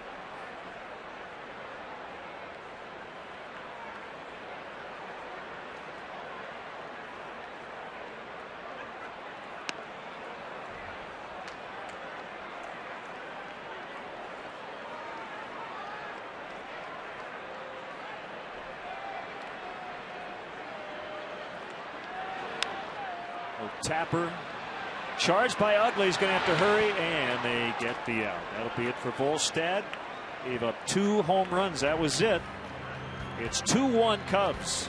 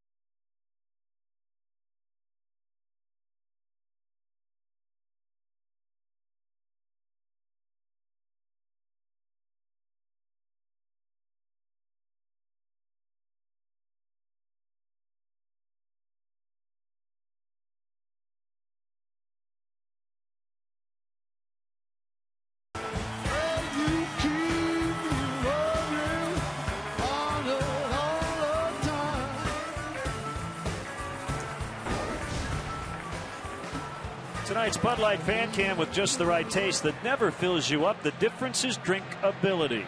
Like Brett Carroll was announced as the pinch hitter, so that's why Sean Marshall warmed up for the 8th, but Carlos Marmel's coming on when we come back.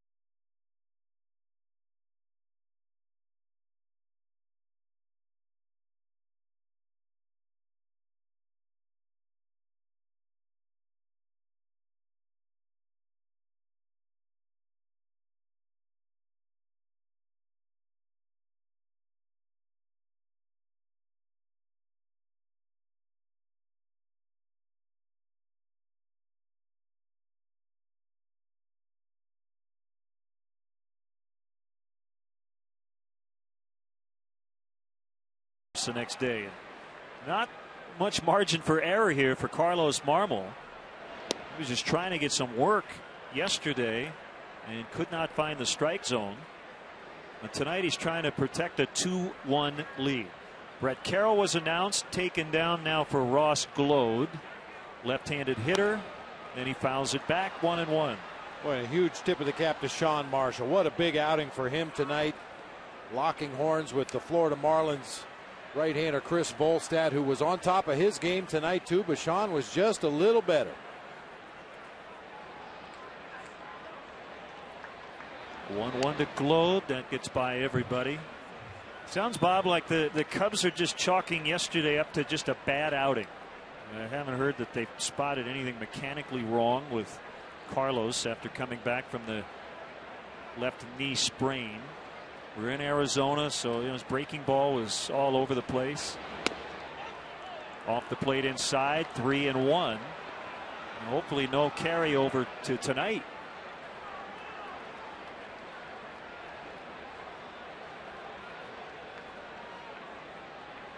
Guess if you're going to have a really bad one, you might as well do it in the blowout loss. Stakes are a lot higher tonight. Ball 4. That's a leadoff walk to Ross Glode. Nobody up right now. That may change. We saw Heilman earlier, so it wouldn't take him long. The Cubs defensively expecting a sacrifice bunt here from Bonifacio. I think Fontenot already drawn in about 10 or 12 feet in front of the bag at third and will charge as the pitch is delivered. Strategically, Bob, in this spot, I mean, that's the percentage play, but considering Marmol struggles to throw strikes, do you think you might change that and make him throw strikes? Oh, there you go. He's swinging away. Oh. Thought he might take one. That helps the Cubs. Well, those are the kind of things a young team will do that makes you scratch your head. I mean, I was with you as far as taking until you get a strike. Force Marmol to show he can get that ball back into the strike zone and then maybe go ahead and swing away. Because of Bonifacio's speed, there's very little chance you're going to double him up if he happens to hit a ground ball in the infield. But to come in from that on-deck circle and hack at the first pitch you see when Marmol has been all over the place to the first hitter, that's just a youthful mistake.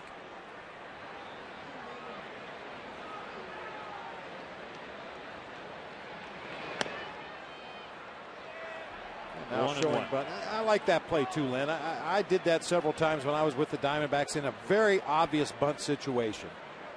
Let the batter pick a pitch and try to drive it past that third baseman on the first pitch. Try to catch the defense out of position maybe take one shot to get a base hit on that first pitch and then put the bunt on. Well, they've got a shot. Coy Hill's going to throw to first. Little hesitation, though, by Coy. Ross Glode was dancing off of first. Now, he was way out there in no man's land. Right? He got that far off of first base. I think only the fact that Bonifacio is a left-handed hitter and kind of screened Coy Hill. See, Coy can't really see him until he stands up, and by then it's too late. Glode's on his way back to first.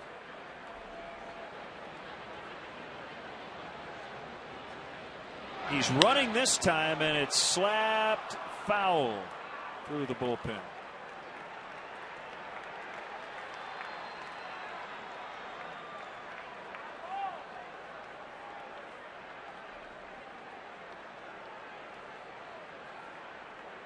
The Marlins would not say, nor do they have to, whether or not Hanley Ramirez is available to pinch hit tonight. The guess here would be no. Aramis Ramirez is available, but he has a leg injury, not a hand injury. Now, certainly we don't know the extent of Hanley Ramirez's injury, but you'd have to believe that the only thing he could be used for was possibly a pinch runner. Runner not going, and it's inside on a slider that moved a lot to make it 3-2, and you'd have to think Glode would be running here. Although there are no outs, I don't want to run into a double play, and Marmol is a strikeout pitcher. So we'll see. A lot of variables. They tried to run earlier on a 2-1 pitch.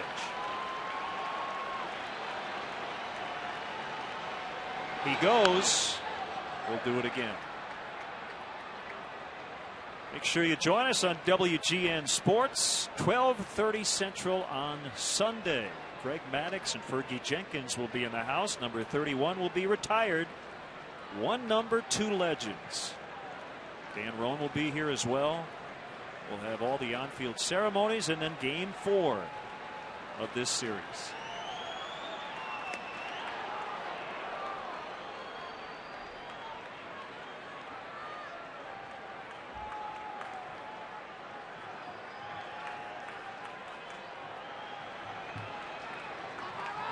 Glode came over from Kansas City.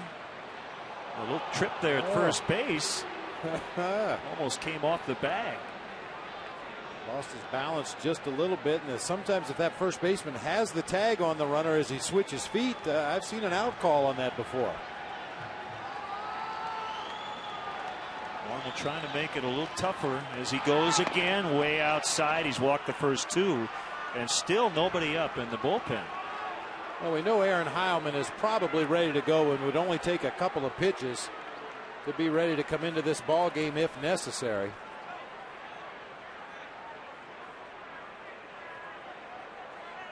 Well, Carlos Marmol just looks like he cannot find a consistent release point. He'll make a good pitch or two, and then he'll miss the zone by 4 feet.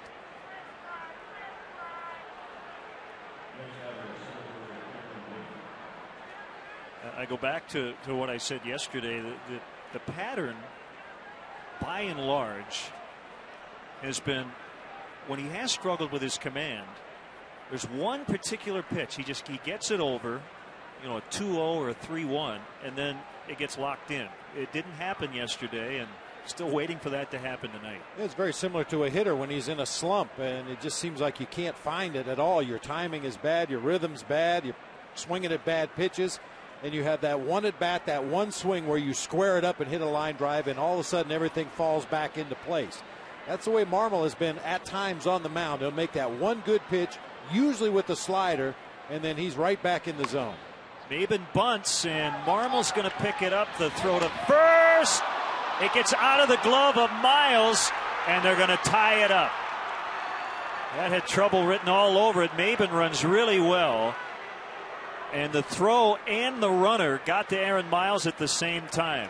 So not only is it a 2-2 game, there are still no outs.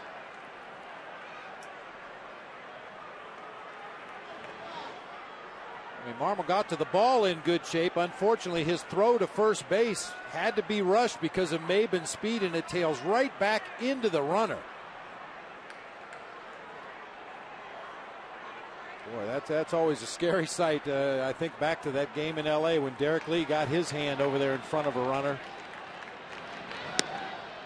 Ideally on defense, when you field that bunt anywhere on the left side of the infield, you'd love to keep that throw on the infield side of first base. Give your second baseman or first baseman an opportunity to stretch out there and avoid that runner, but that was not the case on that throw. Sacrifice bunt and an error on Marmol. 2 strikes to Hermida.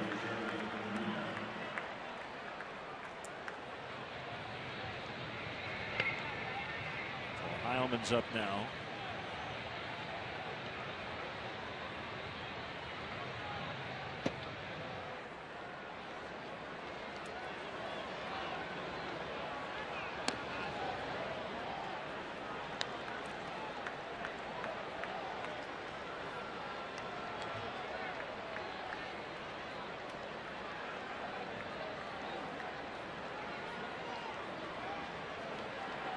Marshall can't get the win now. Very tough no decision for him. Hermida went. Strike 3.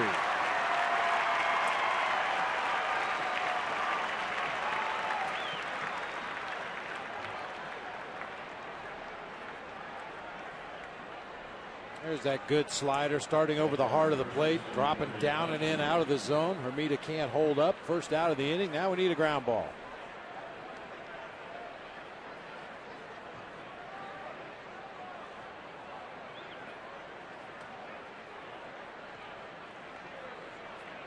Bonifacio was jumping around out there at second base, much like Alfonso Soriano did earlier in the game. I think Ryan Theriot just wanted to come in and remind Carlos Marmol, don't forget about him back there. And really all you have to do as a pitcher is look back one time on the first pitch, look back 2 or 3 times on the second pitch, maybe on the third pitch, don't look back at all. Just don't fall into a pattern that Bonifacio can time out there at second base.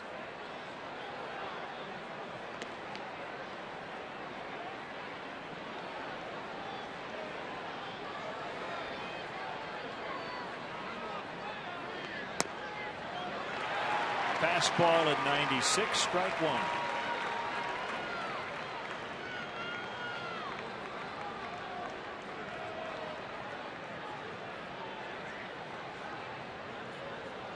Lou Piniella knows all about Cantu. He played for him in Tampa Bay.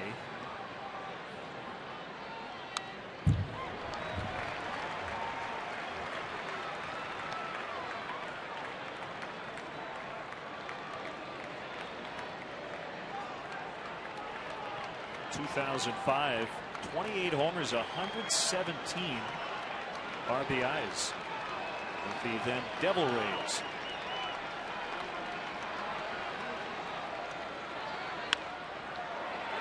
Terrio, Miles, and Lee with the dig. Double play. 6-4-3 for the third time. So they do tie it, but they can't grab the lead. 2-2 to the bottom of the 8th.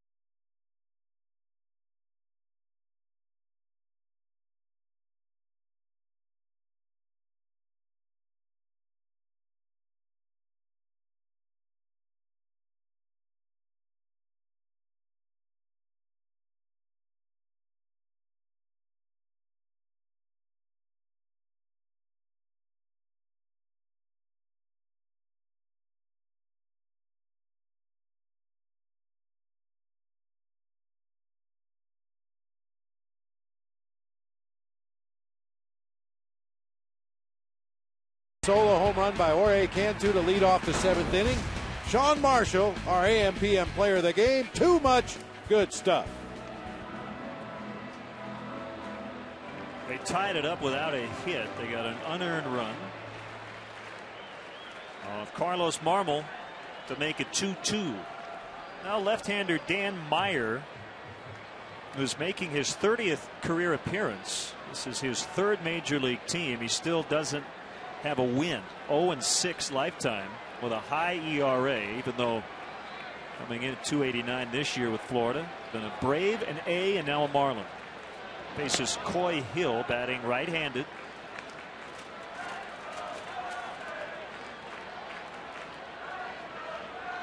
So that's 13 consecutive games for Florida without a starting pitcher getting a win. Kick and the 1-0 pitch. It's a strike on a fastball registering at 91. Former Marlin closer Kevin Gregg now with the Cubs getting loose. Giovanni Soto just in case.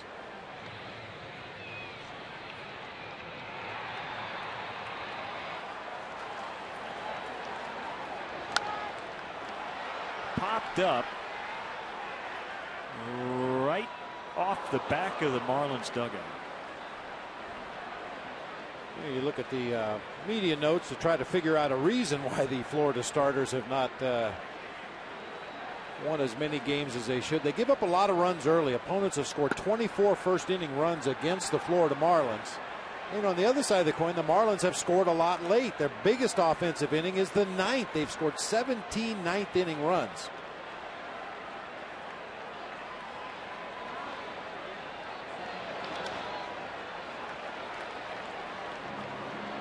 Two on Hill. Miles and then a pinch hitter for Marmol.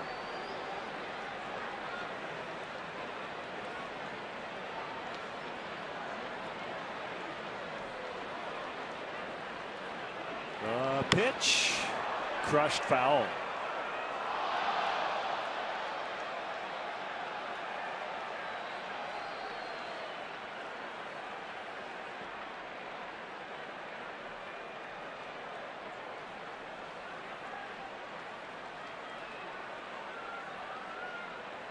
Cardinals now pulling away late, 9-4 in DC. And the top of the 9th.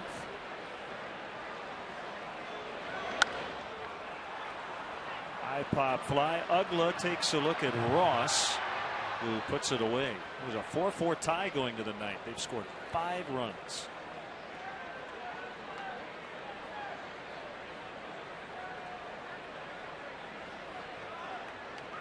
Rick Ankiel had the go-ahead hit.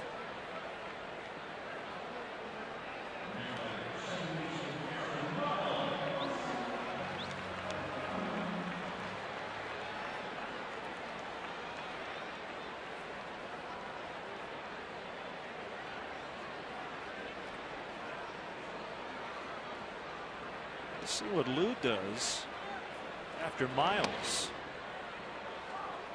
Ramos should be able to give him an at-bat. You could then use Joey Gathright to run for him. Same for Giovanni Soto. Or you could use Carlos Zambrano. And the fans now noticing Big Z on deck. Let's see, he did not get an at-bat yesterday, right? He was on deck. He was on deck, but yeah, didn't get the at-bat. And that could change. I mean, if Aaron Miles would happen to hit a double or a triple, you might see Aramis Ramirez come out of that dugout to take the at-bat instead. But of course, Freddie Gonzalez at that point would probably intentionally walk him to set up a potential double play and take the bat out of Ramirez's hand. So brains are spilling all over the field. Yeah. By the way, I read that it was Alan Trammell who wrote Zambrano's name on the extras list yesterday. We'll have to ask. I'll bet you it was Zambrano. Another pop-up. Captain out there is the center fielder, and it's Maben.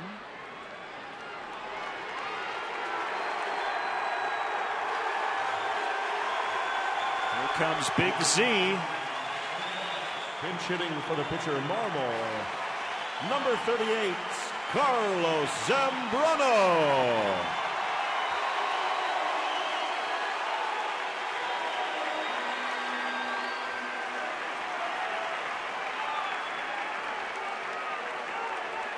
One of the best games ever at the plate, and that's saying a lot considering how good a hitter he is. Getting the win a couple of nights ago, single, RBI double, and a home run. And a base hit. Keeping the 8th alive. Well, certainly now you would expect to see Joey Gathright pinch run. He hasn't started a game yet this year. Freddie Gonzalez coming out with Soriano due up. He's not going to let the lefty face him. I think Z realizes this is my last chance to stay in this pinch hit mix. I better get a knock.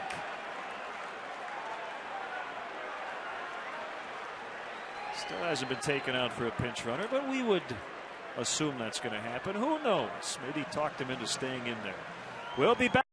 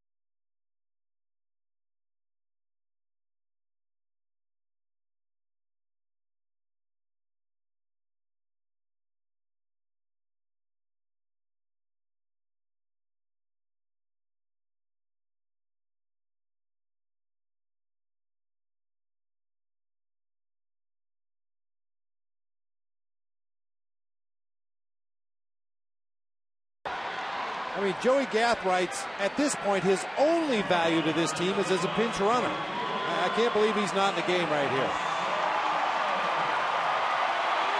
Calero's been busy. This is his 13th appearance in the Marlins' 22nd game. Boy, he's been death on right-handed hitters before this evening. Righty's only 3 for 25. That's a 120 batting average. Now Soriano's hit some big home runs in the first month. Batting in a 2-2 tie and a slider off the outside corner. Calero was born in Puerto Rico, went to college in Miami, and he's now pitching for a team that'll become the Miami Marlins when they move into the new ballpark in 2012. Throw to first, and Z is back. I'm pretty sure Z can score on a home run, though. That would work. That's not a bad move by the Marlins. They might throw over there a few times with a pitcher at first base.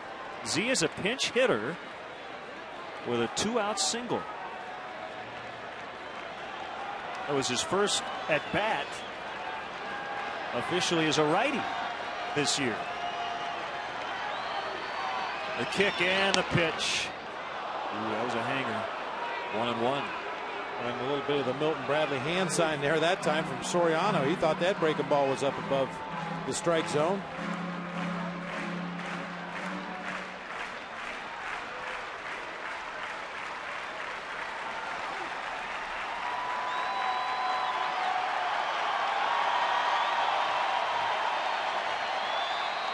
Fairly short lead by Carlos.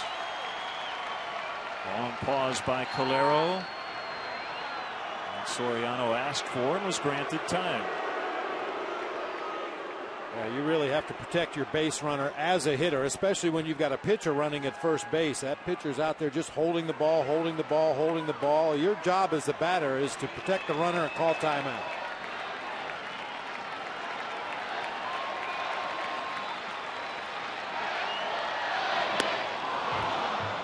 He's seen 3 sliders.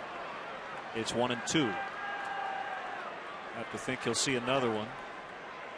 Well, a lot of teams, when they face Soriano in a similar situation, they'll show a fastball up high out of the strike zone. Try to get him to maybe chase a fastball up. And if he takes it for a strike, they go right back to that slider down low and away.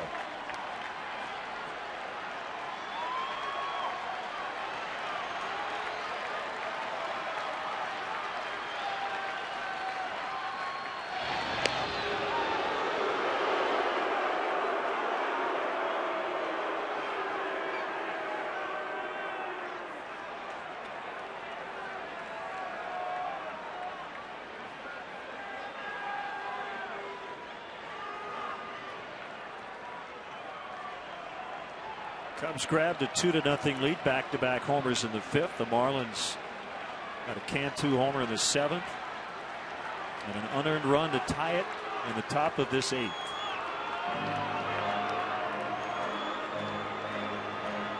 The wind is blowing straight out to center, not very hard, and Paulino will go out and chat with Calero. We have a philosophical difference here. Calero shook off slider away, then he shook off fastball away, and Paulino banged on his right leg saying, no, we've got to stay away, we've got to stay away. Calero apparently wanted to try to come in with a fastball on that 1-2 pitch, and Paulino would not let him do it, so they did what you should do. Call timeout, go out there and talk about it, try to figure out what he's thinking out there on the mound. If he can make a case to you to throw a fastball in, then he's a good lawyer candidate.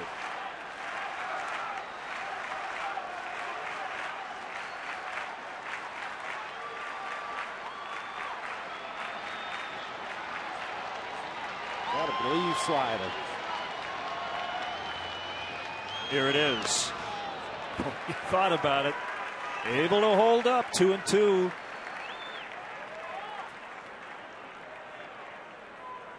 Oh, it's like the sweet tooth I have. You know, you see those cookies, you want to jump right in. Soriano hasn't found too many sliders that he doesn't like.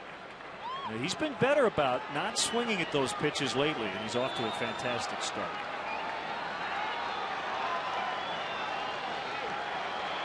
He's going to get another one right here.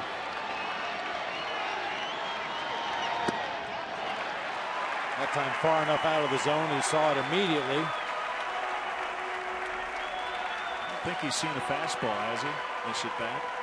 Nothing but sliders.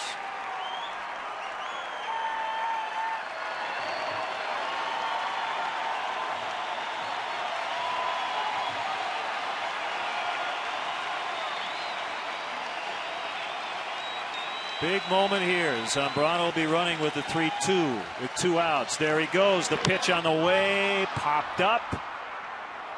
Cody Ross. And we'll head to the 9th. It'll be Kevin Gregg against his former team in a 2-2 tie.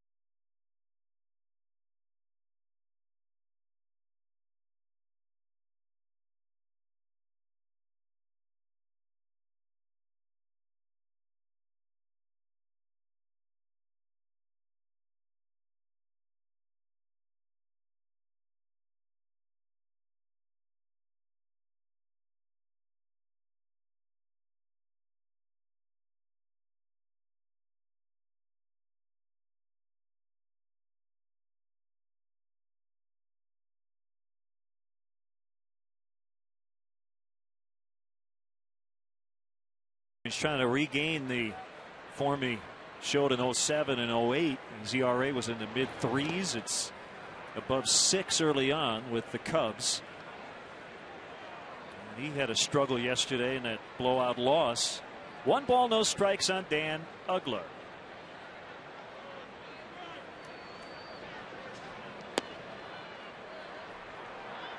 We did a little investigative work to find out if, in fact, Kevin Gregg was ejected yesterday by Jeff Kellogg, the home plate umpire.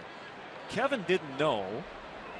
I guess Jeff Kellogg just said, get out of here, but I don't think that was an ejection because Kevin was already coming out of the game. 3 balls, no strikes on Uggla. He walked 3 and only got 2 outs through 35 pitches. Well, we even talked about it at the time. I felt that it was kind of a classy move on Jeff Kellogg's part for not ejecting him. It's going to drop foul as Uggla went after a 3-0 pitch. I think sometimes if an umpire really understands the psychology of this game and you've had a pitcher that just had a real rough outing and maybe a couple of borderline pitches didn't go his way, and you let him speak his piece on the way off the field. No reason to throw him out of the game.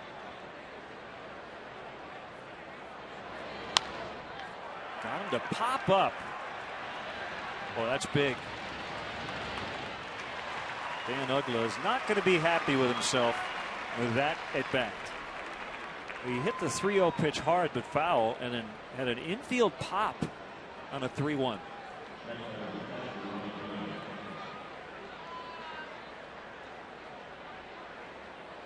If Freddie had a lot of hair, it would be a little grayer, right? Oh, yeah. Every one of those 3-1 fastballs that gets popped up, every leadoff walk by a pitcher or 2-out walk by a pitcher, every runner left in scoring position, they just sprout up all over the place. Big rip by Paulino, who has slugged under 400 in his career, but we've seen him hit some long home runs as a member of the Pirates. He has 2 hits tonight. He hit into a 6-4-3 double play in the 4th inning. He takes a big hack.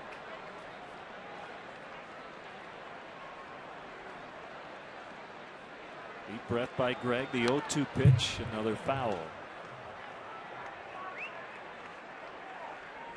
So final, the Cardinals have won again. 9-4 over the Washington Nationals. They won it with a 5-run ninth. Chris Perez got the win. He beat former Cub Julian Tavares.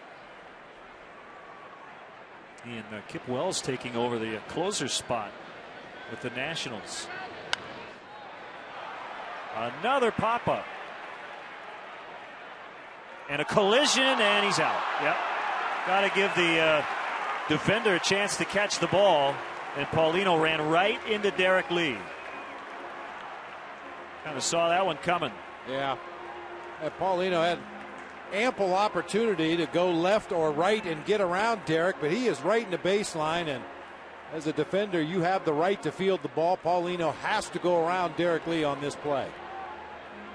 And quite honestly, it's not really a controversial play because that's about as easy a catch as you'll see. Just glad Derek didn't get hurt, especially with that neck. I don't think he was expecting to be run into by the batter.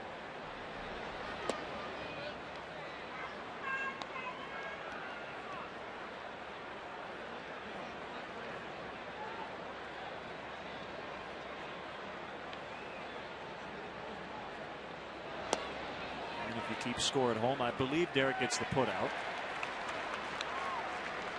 The play you see very often. 1-1 on Cody Ross.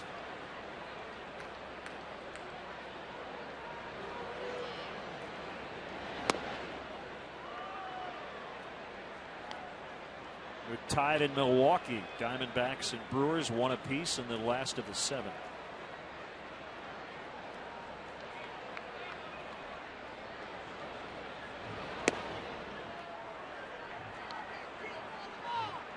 Pretty sure the Diamondbacks scored first in that game, a leadoff home run by Felipe Lopez, and haven't done much offensively since. Ricky Weeks tied it with an RBI single, plating Jason Kendall. In on the hands, fouled back. Dodgers lead the Padres early, top of the second in Los Angeles, 1-0.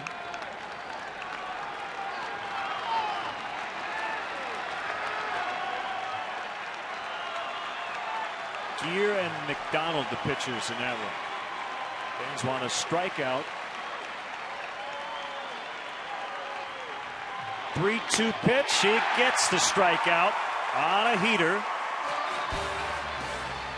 Chance to win it now for the Cubs. Terrio, Fukudome, and Lee coming up. Their closer.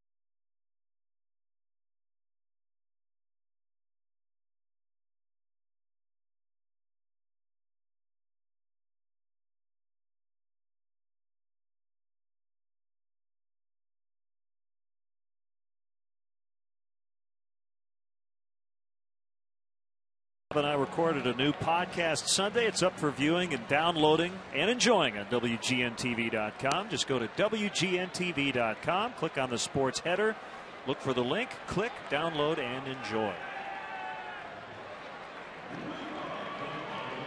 Kevin Gregg with a 1-2-3, top of the ninth against his former team. He struggled to get his slider over the plate early, but found that fastball up in the zone. Got a couple of pop-ups and a strikeout. Good clean inning for Kevin Gregg. Colero got Soriano to end the eighth on a fly to right, and he now faces Ryan Terrio.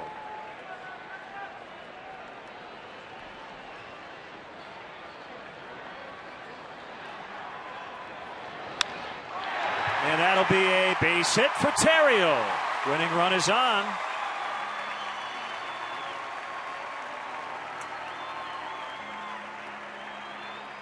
He's 2 out of 4 tonight.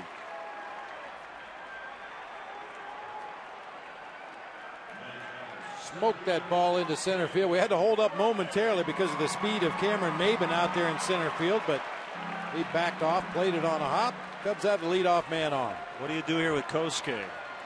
Probably the Cubs' hottest batter.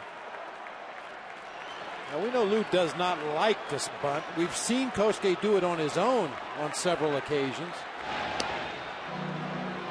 I like him trying to hit that hole on the right side myself. Play a little first to third if possible. Just hate taking the bat out of his hands, even though he's 0 for 3 tonight.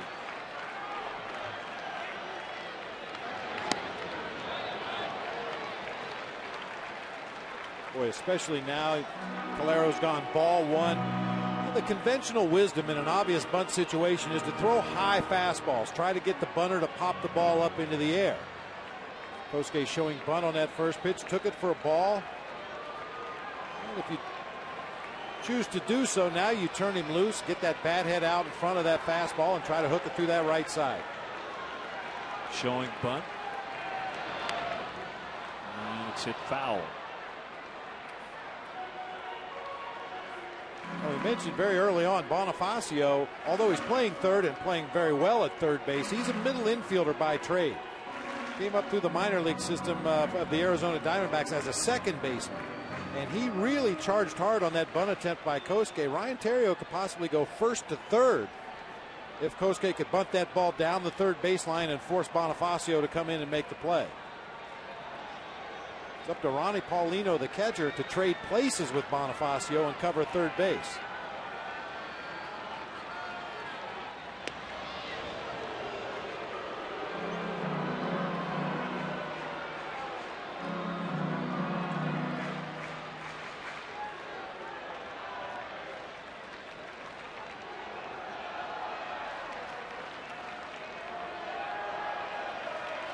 Cubs have only 5 hits tonight. 2 have been home runs.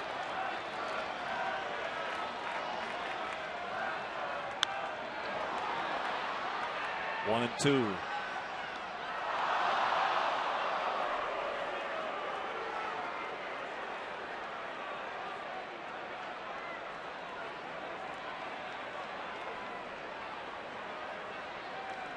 Lee on deck. Cubs trying to walk off with a win.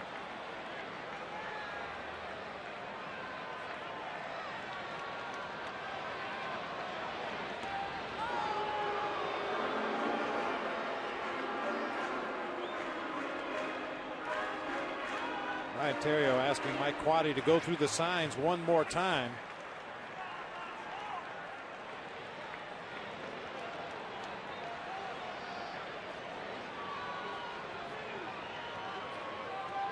He runs, and it's foul because it bounced up and hit Kosuke.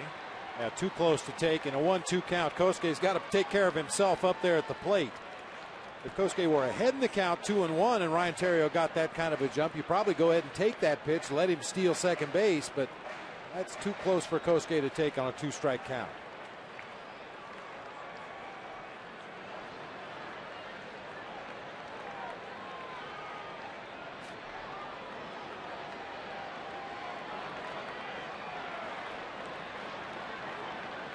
Trying to get some dirt or mud out of his spikes for the next 1-2 delivery.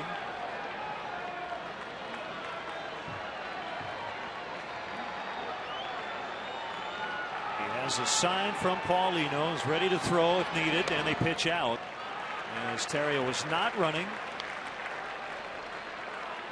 What'd you say? The brains are spilling all over the field. Yeah. Joe Garagiola Sr., that's a line he used to use when he'd get down to this point of a tie ball game late. Lots of strategy. Steal is on, then the steal's off. They pitch out.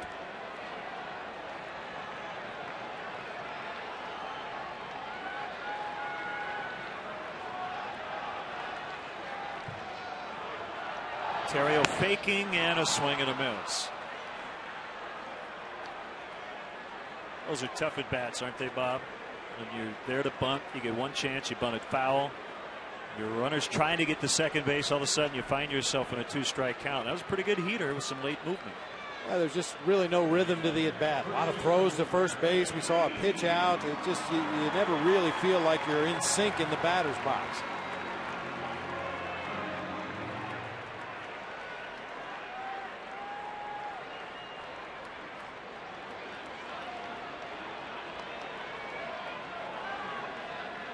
Derek Lee against his former team.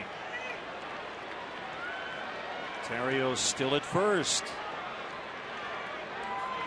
Trying to get to second. The throw is not in time. Bounced away from Ugla.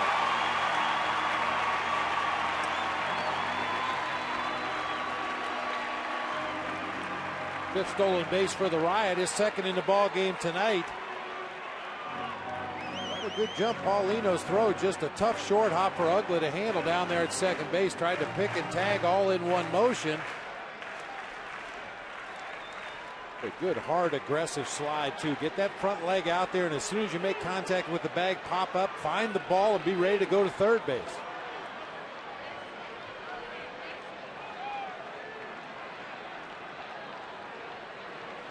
Single could win it. A 1-0 count on Lee. Ugla cheating over near second base, try to keep Theriot honest. The kick and the pitch to Lee. Caught the outside edge. 1-1.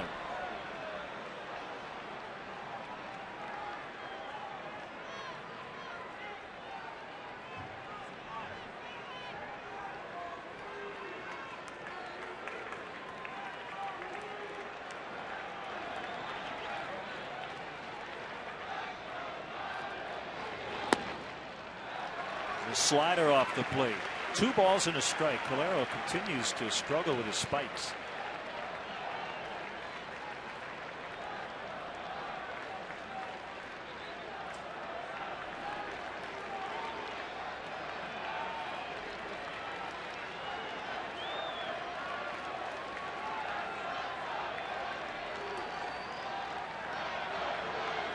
The kick and the 2-1 pitch. 2-2. Good aggressive swing that time by Derek Lee. No signs of those neck spasms. Looking for that pitch. Got it. Just fouled it straight back. Well, that's a breaking ball. Middle of the plate. Big swing by Derek Lee.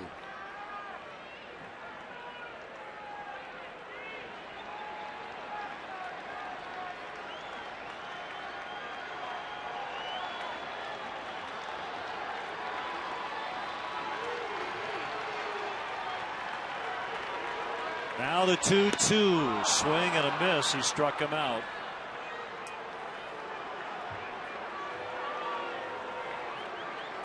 Calero has missed some bats in a big spot. We got Fukudome and now Lee. And he changes speed well on that slider too. When he needs to throw one for a strike, he takes a little off, starts it right at the hitter, breaks it over the middle of the plate. When he needs a strikeout, he throws it harder on the outside part of the plate, sweeping out of the zone. Former teammates now. They were in Oakland together, Calero and Bradley. And Milton's not going to get a chance. Now Fontenot's on deck. Reniel Pinto is ready and may be called on by Freddie Gonzalez.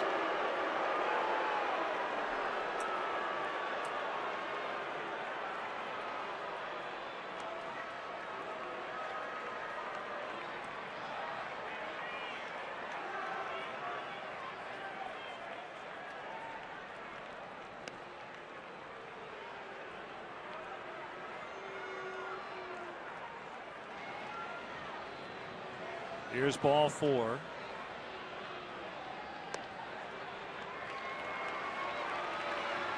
And here comes the Marlins manager, and the question is, will Fontenot get the at bat?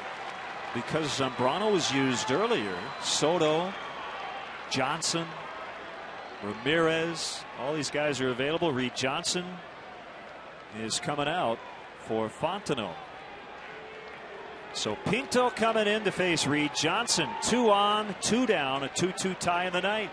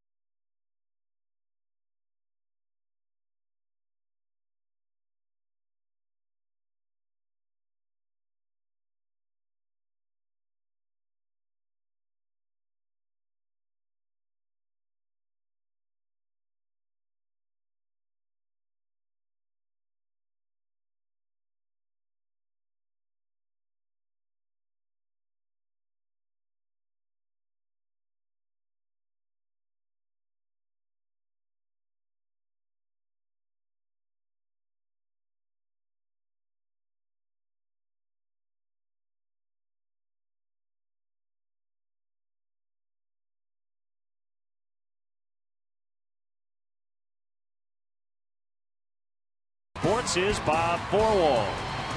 Special thanks to our technical director Joe Vinci, our duet operator Mark Stenzel, stage manager in the booth Deb Merrill, Christina Ballas is our studio coordinator, and of course our entire Cubsnet crew here at Wrigley Field. Look at the walk totals for Pinto as he faces Reed Johnson. So Lou wants to win it right here. If the Cubs cannot, we'll have to figure out the defensive alignment in the 10th. Either Coy Hill at third, or Soriano might have to come in and play second. It's not the first time that would have happened, but it may not have to happen. Let's hope not, because it will be musical defense if this game stays tied. Pinto signed with the Cubs originally in 1999. And a first pitch strike. He was sent to Florida in December of 05 in a Juan Pierre trade. Sergio Mitre and Ricky Nolasco also involved in that deal. Winning run is right there. Ryan Theriot. The 0-1 pitch hit foul. Now Reed Johnson here on the final day of April is still looking for his first RBI. We hope everybody's all right after that screamer went flying into the stands.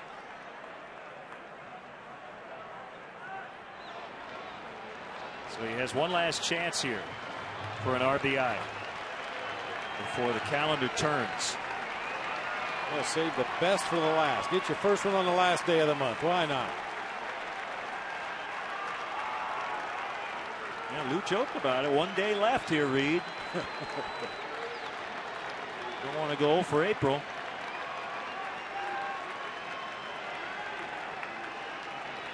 Gonna have to battle here down 0-2 to Pinto. Long pause by the lefty. Big leg kick. 1-2. Well, it would be tempting to try to steal third base against Pinto because of that big leg kick, but there's really very little upside in it for Ryan Theriot. He's already in scoring position. Marlins middle infielders are not trying to hold him close. He can get a huge lead and secondary lead. He should be able to score on just about anything hit to the outfield.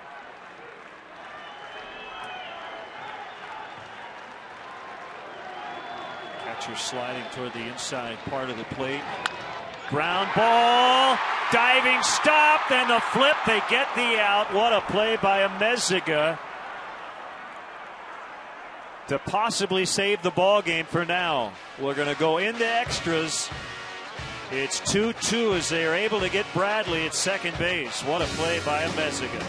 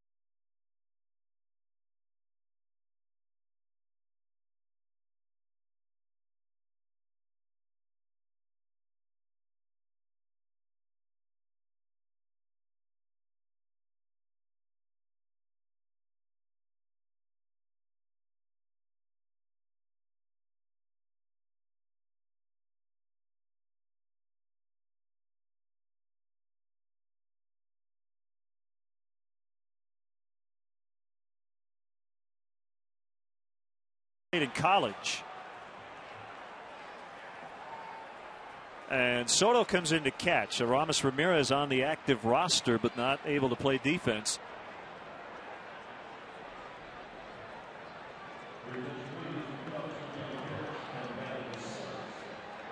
And Aaron Heilman's now pitching. So this is the first time Coy Hill has played any position in the majors other than catcher in one game, one inning in right. That was with the Cubs in 07.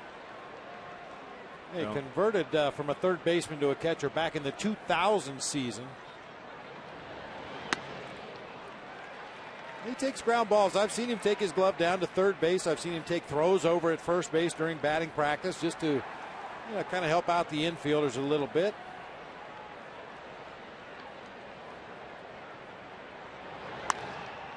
Meziga lofts one, and Kosuke got a late break, and it cost him. Ball gets by him, and Meziga is going to be at second base standing. That ball fooled Fukudome out in center right off the bat, and he couldn't get there in time. So leadoff double here in the 10th.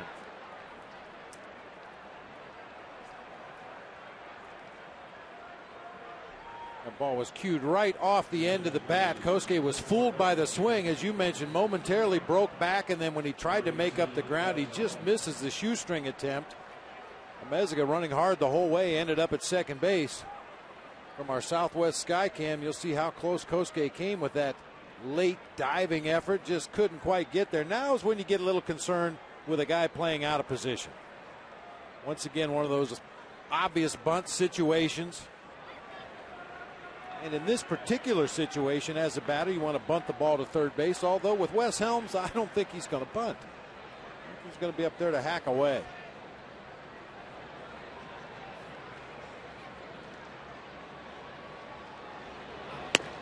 Not showing bunt at all. 1 ball, no strikes.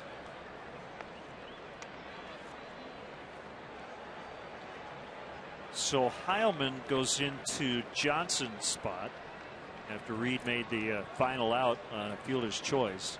With Meziga looming large here late with a diving stop. They get the force play at second. And now a leadoff double. 1-1. And he's filling in for Hanley Ramirez, one of the most exciting players in the game today. Burke Badenhop and Leo Nunez.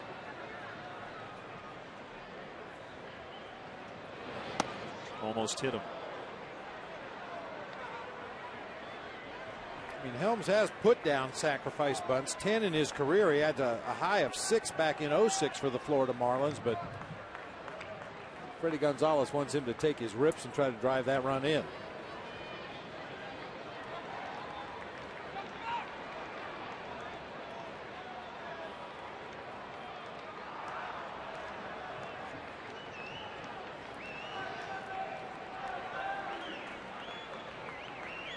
A 2-2 tie in the 10th. Cubs are 1-1 in extras. 1-0 at home, 0-1 on the road.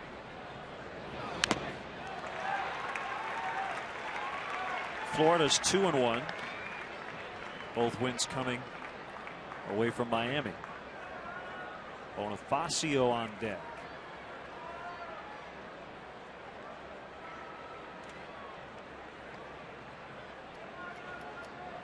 Be up past his bedtime. Watching a thriller tonight here at Wrigley.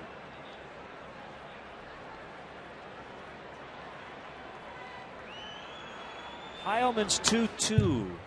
Fouled back. The bench is starting to get thin. We mentioned Hanley Ramirez for the Marlins. Probably not available other than to pinch run tonight. Other than that, Freddie Gonzalez only has his backup catcher Baker available off the bench. And for Lou Piniella, Aramis Ramirez, who we were told could be used in a pinch hit situation. Joey Gathright, Micah Hoffpower. And since the Marlins have used both of their left-handed relievers in this game, Micah Hoffpower could be the guy that looms large in this game at some point. Any pitchers you see out of that Marlins bullpen from this point forward are going to be right-handers.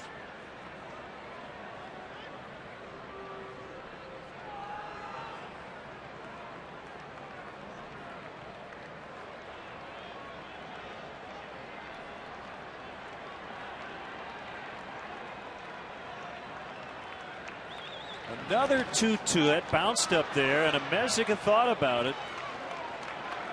Soto pounced on it quickly, and it's full 3-2. Nice block by Giovanni Soto. Not only does he block that ball over in the left-handed batter's box, gets to it quickly. Ameziga had thoughts about breaking for third base as soon as he saw that ball go in the dirt, but because Soto got to it so quickly, he had to slam on the brakes and go back to second.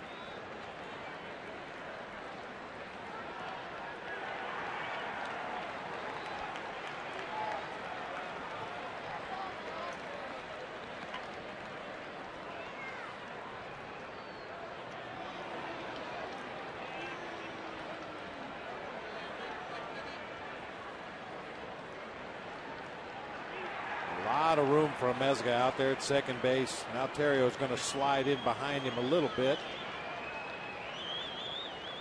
3-2 way outside and low. Ball 4.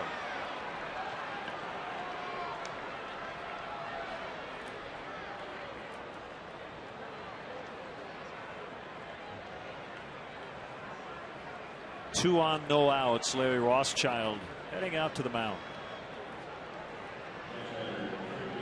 I'm guessing for you, these are the games in a way that you probably miss in terms of managing.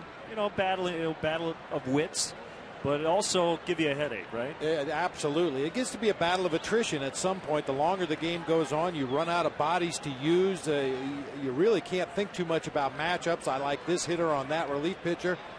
We've got guys playing out of position here already, and it's not out of the question that we'll have more guys playing out of position if this game goes much longer.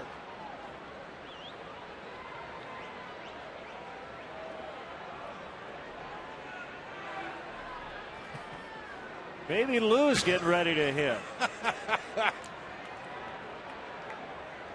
Well, you would certainly expect a bunt now from Bonifacio with nobody out, 2 runners on base.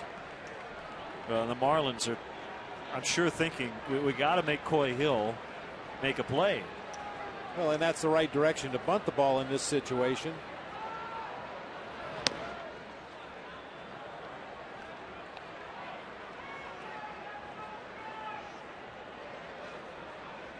I mean, it's actually tougher to play what you call the standard bunt defense with runners at first and second for a guy who's out of position at third base than it is to play the wheel play. On the wheel play, there's no doubt you're charging. On a standard bunt play with runners at first and second, the third baseman comes in and reads the bunt. And he has to determine very quickly if his pitcher can get over there and make the play. Can the catcher get out and make the play? Or do I, as the third baseman, have to come in there and get the ball and get the out at first base?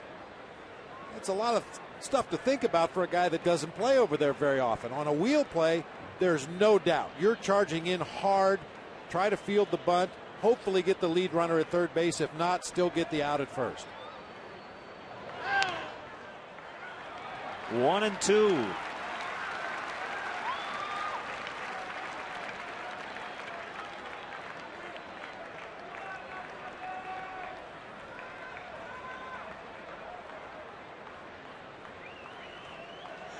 Freddie Gonzalez and his bench coach, former Blue Jay manager Carlos Tosca. Blues bench coach is Alan Trammell.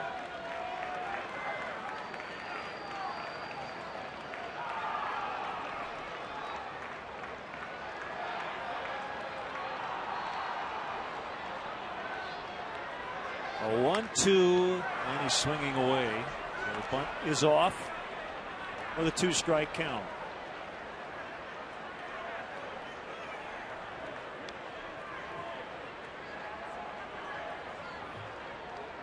Ameziga is a go-ahead run. He's at second. Wes Helms walked after the double.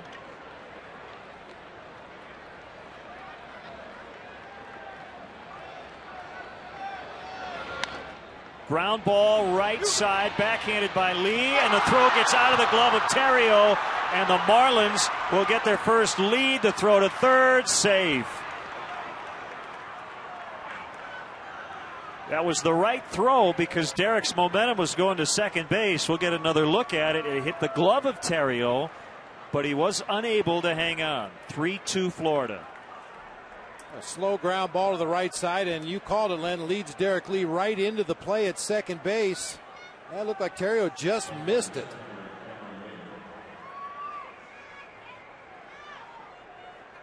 I mean, it wasn't right on his numbers, but that was a ball that Ryan looked like he should catch out there at second base. Had the right foot planted on the bag, stretching out there to get the force play at second base, and just couldn't come up with it. So it'll be a fielder's choice and an error on somebody.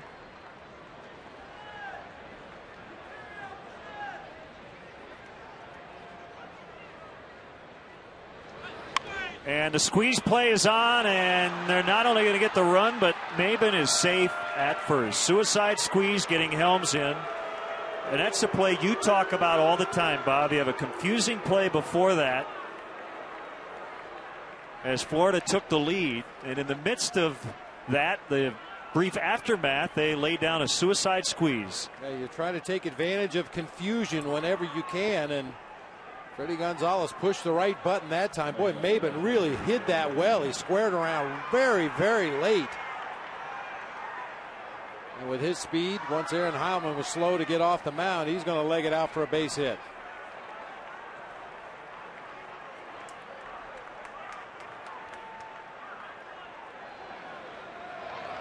Swing and the miss. Still no outs. 4-2.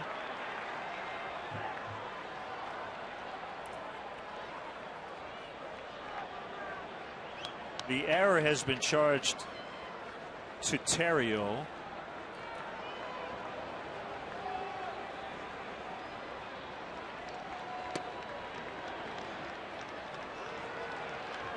That's 3 errors on the Cubs tonight.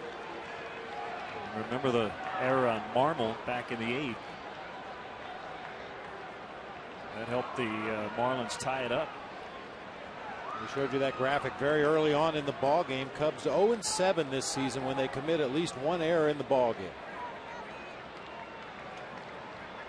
You'd like to think that at some point in the very near future their offense will start hitting the ball the way they're expected to, and they can overcome an occasional defensive mistake.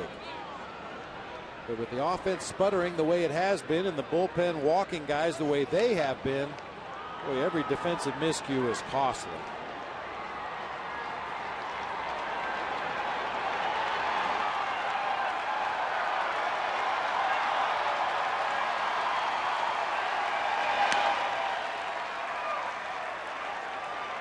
Three and one.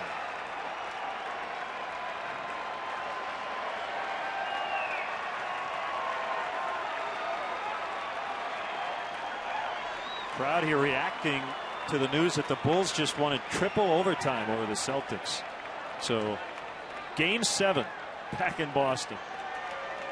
That'll be Saturday. 3-1 pitch, swing and a miss. 3-2.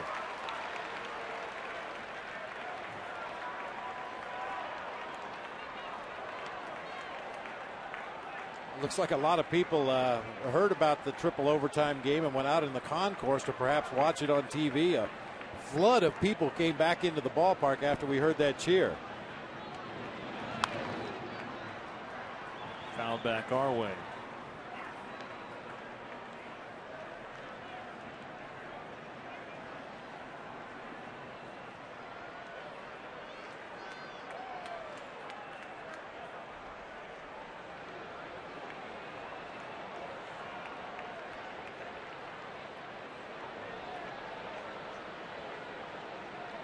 Alfredo Amezaga has been the hero for the Marlins. Diving play on defense. In the bottom of the 9th with 2 on and 2 down. And then a leadoff double in the go-ahead run here in the 10th.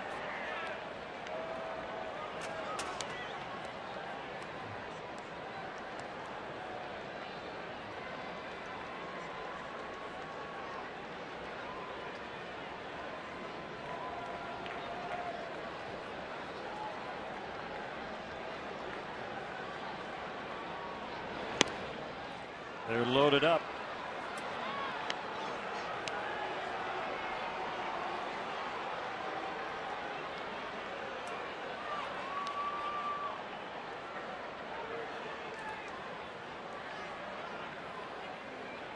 Larry on the phone.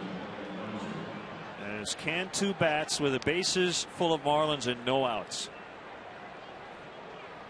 Well, and I mentioned earlier that we'd probably see Heilman a lot in this 3-game series against the Marlins because of his past success as a member of the Mets. Jorge Cantu 0 for 7 with 3 strikeouts against Aaron Heilman. The infield pulled in. The outfielders are back, and he pops it up. It's down along the right field line, and it lands about 3 or 4 inches foul.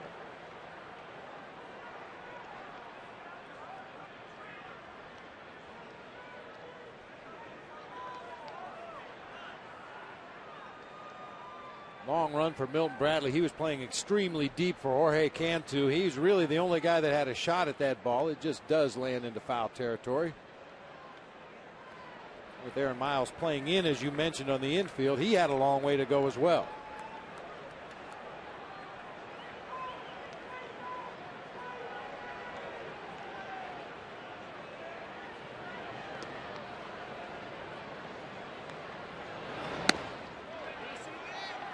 He was able to hold, according to Brian O'Nora, 1-1 on Cantu.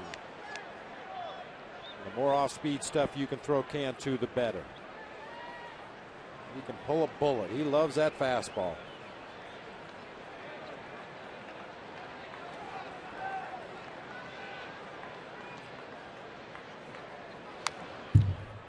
Got in on him that time with a good heater.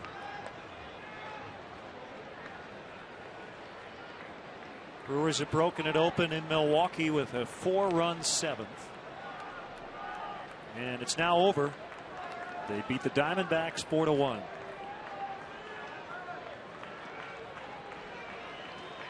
The Brewers have won 4 straight.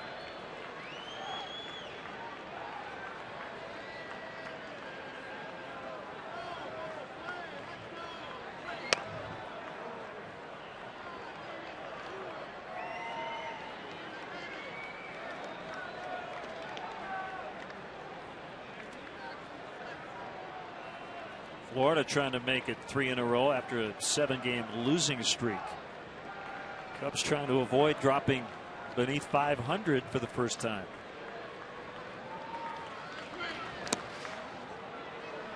Another full count, 3-2 with the bases loaded.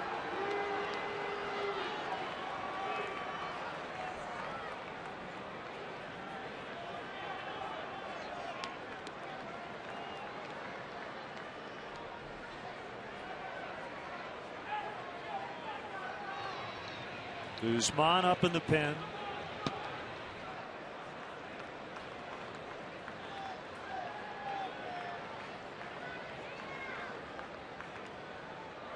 And the pitch drilled to deep left, right at the base of the wall. Florida's going to get at least 2. They're trying to get a third. Relay throw to the plate. Not in time. Jorge Cantu just cleared him. 4 RBIs tonight. 10 RBIs his last 3 games now. And they've busted it wide open. Heilman had done a nice job throughout that at bat of keeping the fastball out of the middle of the plate, but that one is belt high inside parked right where Cantu likes it. Screaming line drive into the gap in left center.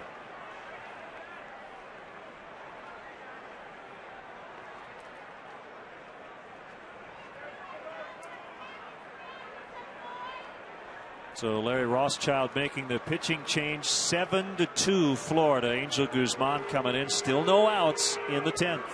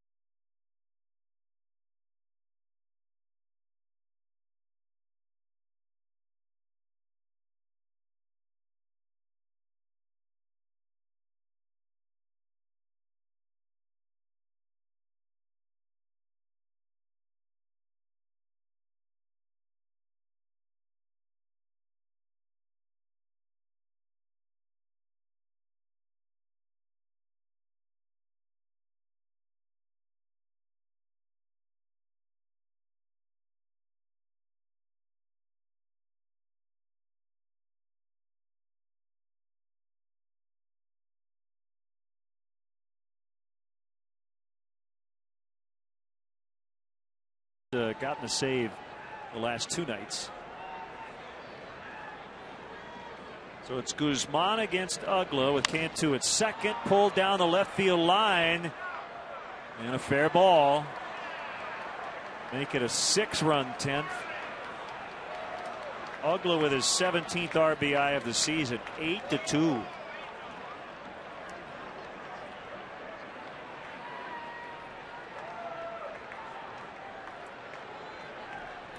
Make it stop.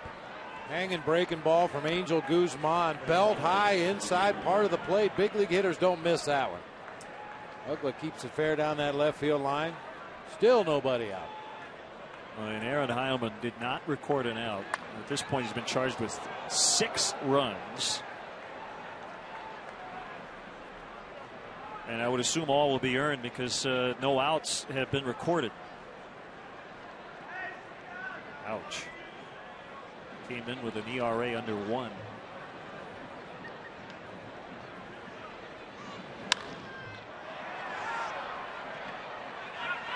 And that'll be caught by Fukudome for the first out. Sarcastic cheer from the fans. 8 batters to get 1 out. One of those runs actually may be unearned because Cubs should have had an out at second on the error that was charged to Terrio. Here's Cody Ross.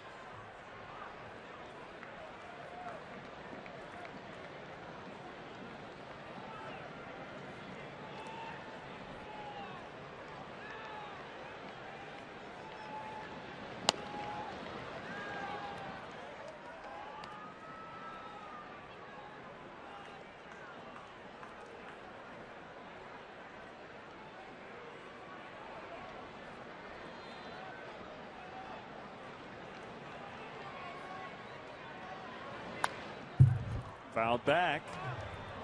Ball almost hit Ross. Giovanni Soto tried to help him out. We were talking during the break about Aaron Heilman. You threw out all the numbers. I mean, just it dominated this Marlins lineup. In fact, going into this inning, the biggest concern was a catcher playing slightly out of position. Coy Hill, again, had played third in the past, but never at this level. Well, he hasn't really been a factor at all. And Florida has scored 6 runs. I mean, Meziga 0 for 8 lifetime against Heilman. Cantu 0 for 7. Hermida 0 for 8. Paulino 1 for 5. Ramirez 0 for 12, even though he's not in the lineup tonight. Cody Ross 0 for 10. Dan Ugla was 1 for 13. That's one of those moves you make as a manager based on past histories. You like the matchups. You like this guy on this particular hitter. The numbers say statistically that he's had the edge over the years, but on a given night, you can throw the numbers out the door.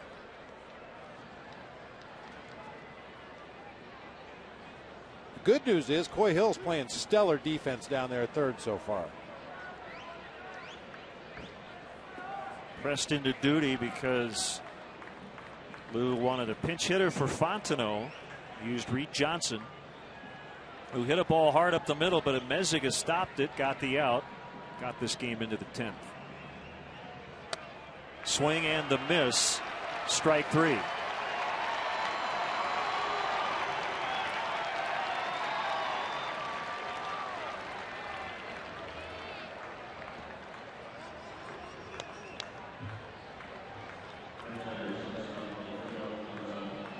So it's a Meziga for the second time this inning. Leadoff double and the go-ahead run as the floodgates opened. And again, we would not have been here had he not made a terrific play to end the ninth. That's a great point, Len. You know, a lot of Cub fans will probably bemoan the lack of offense in the game tonight, and certainly that was the case. Talk about walks late in the ball game, and certainly that didn't help any. But just a great defensive play by the opposing team. Otherwise, we're all on our way home by now.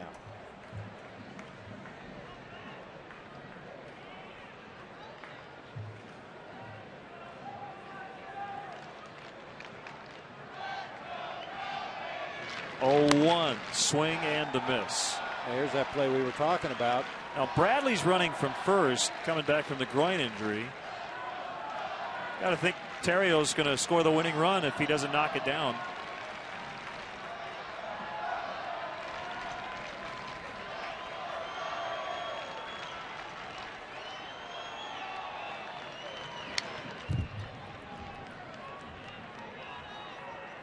And going back to last year, one of the big knocks on this Marlins team was their defense.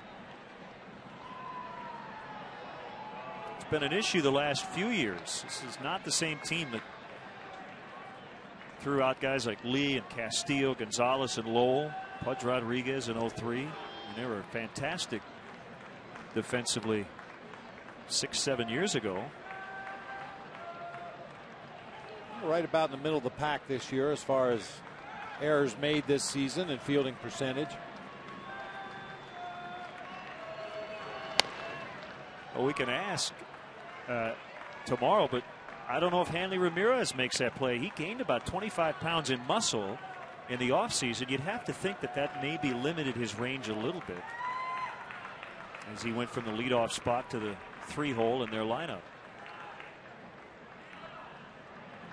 1-2 from Guzman. Good battle. And on the other side, the Cubs defense, it's been a struggle tonight. They've committed 3 more errors.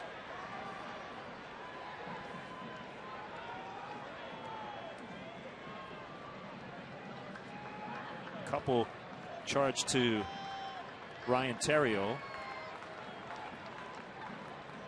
And one on Carlos Marmol. Another foul.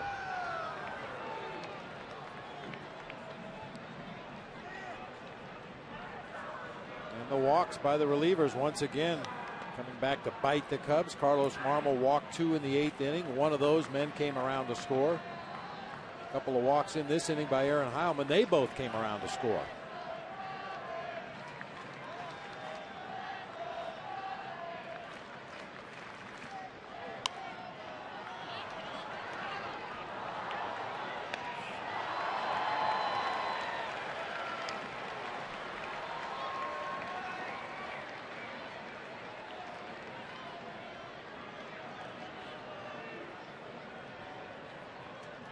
Uggla at second after an RBI double. And another 1-2, and it's picked, but he didn't catch it, so Miles has to throw to first to get the final out. So Amezaga started it and finished it. It's 8-2 to the last of the 10th.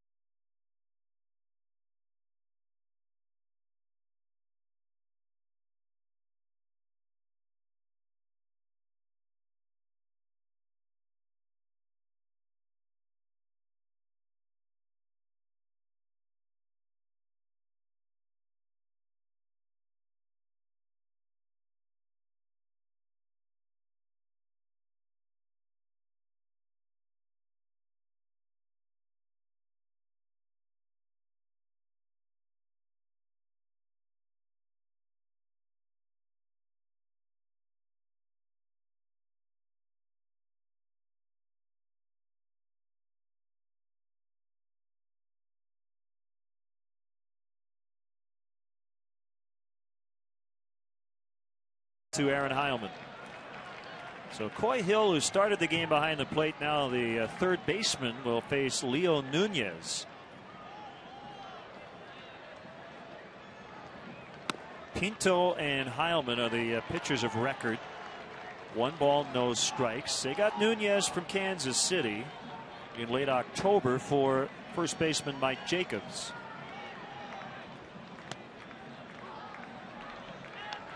Made his major league debut with Kansas City in 2005. That rally cap's been on since the bottom of the 9th. As the Cubs had a chance to win it, they had the leadoff man on base.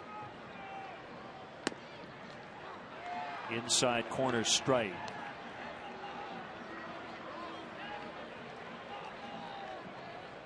Nunez has drawn comparisons to former Cub Juan Cruz because of his physical stature out there on the mound, long and lean. Generates a lot of arm speed, a lot of action on his fastball.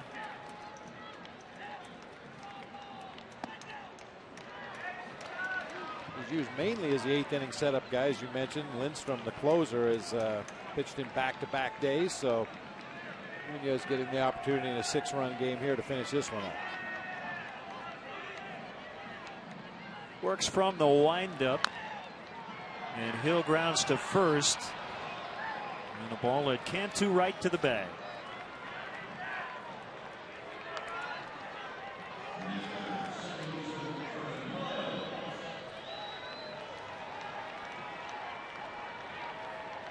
This will be 7 out of 9 in the loss department for the Cubs, and in the 7 losses, if they don't score here in the bottom of the 10th, it would be 10 runs.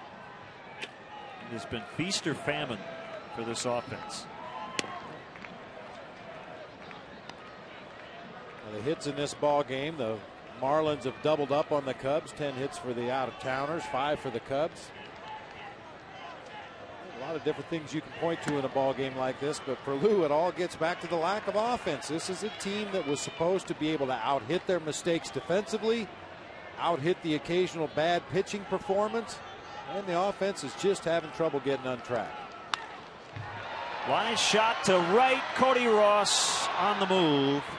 2 outs.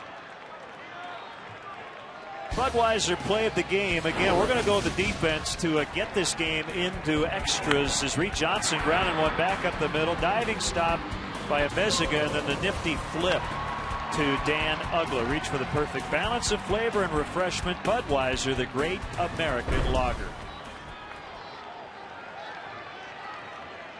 Giovanni Soto with his first at bat tonight. And he bats with 2 outs. In the bottom of the 10th, his team down 6.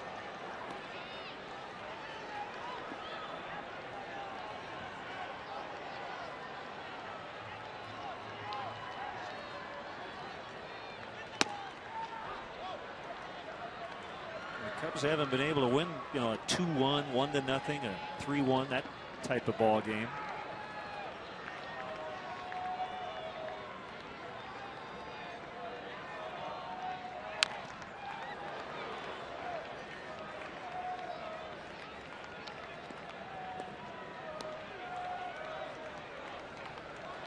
Well, I have good news. Bring it on. Rich Harden is pitching tomorrow. There you go. I mean, he's been lights out. How's he hit? Well, they're going to ask him to be the stopper. Sean Marshall was really good tonight. 1 run in 7 innings. Fly ball to deep left. And it's caught by Hermida right up against the vines, and that ends it.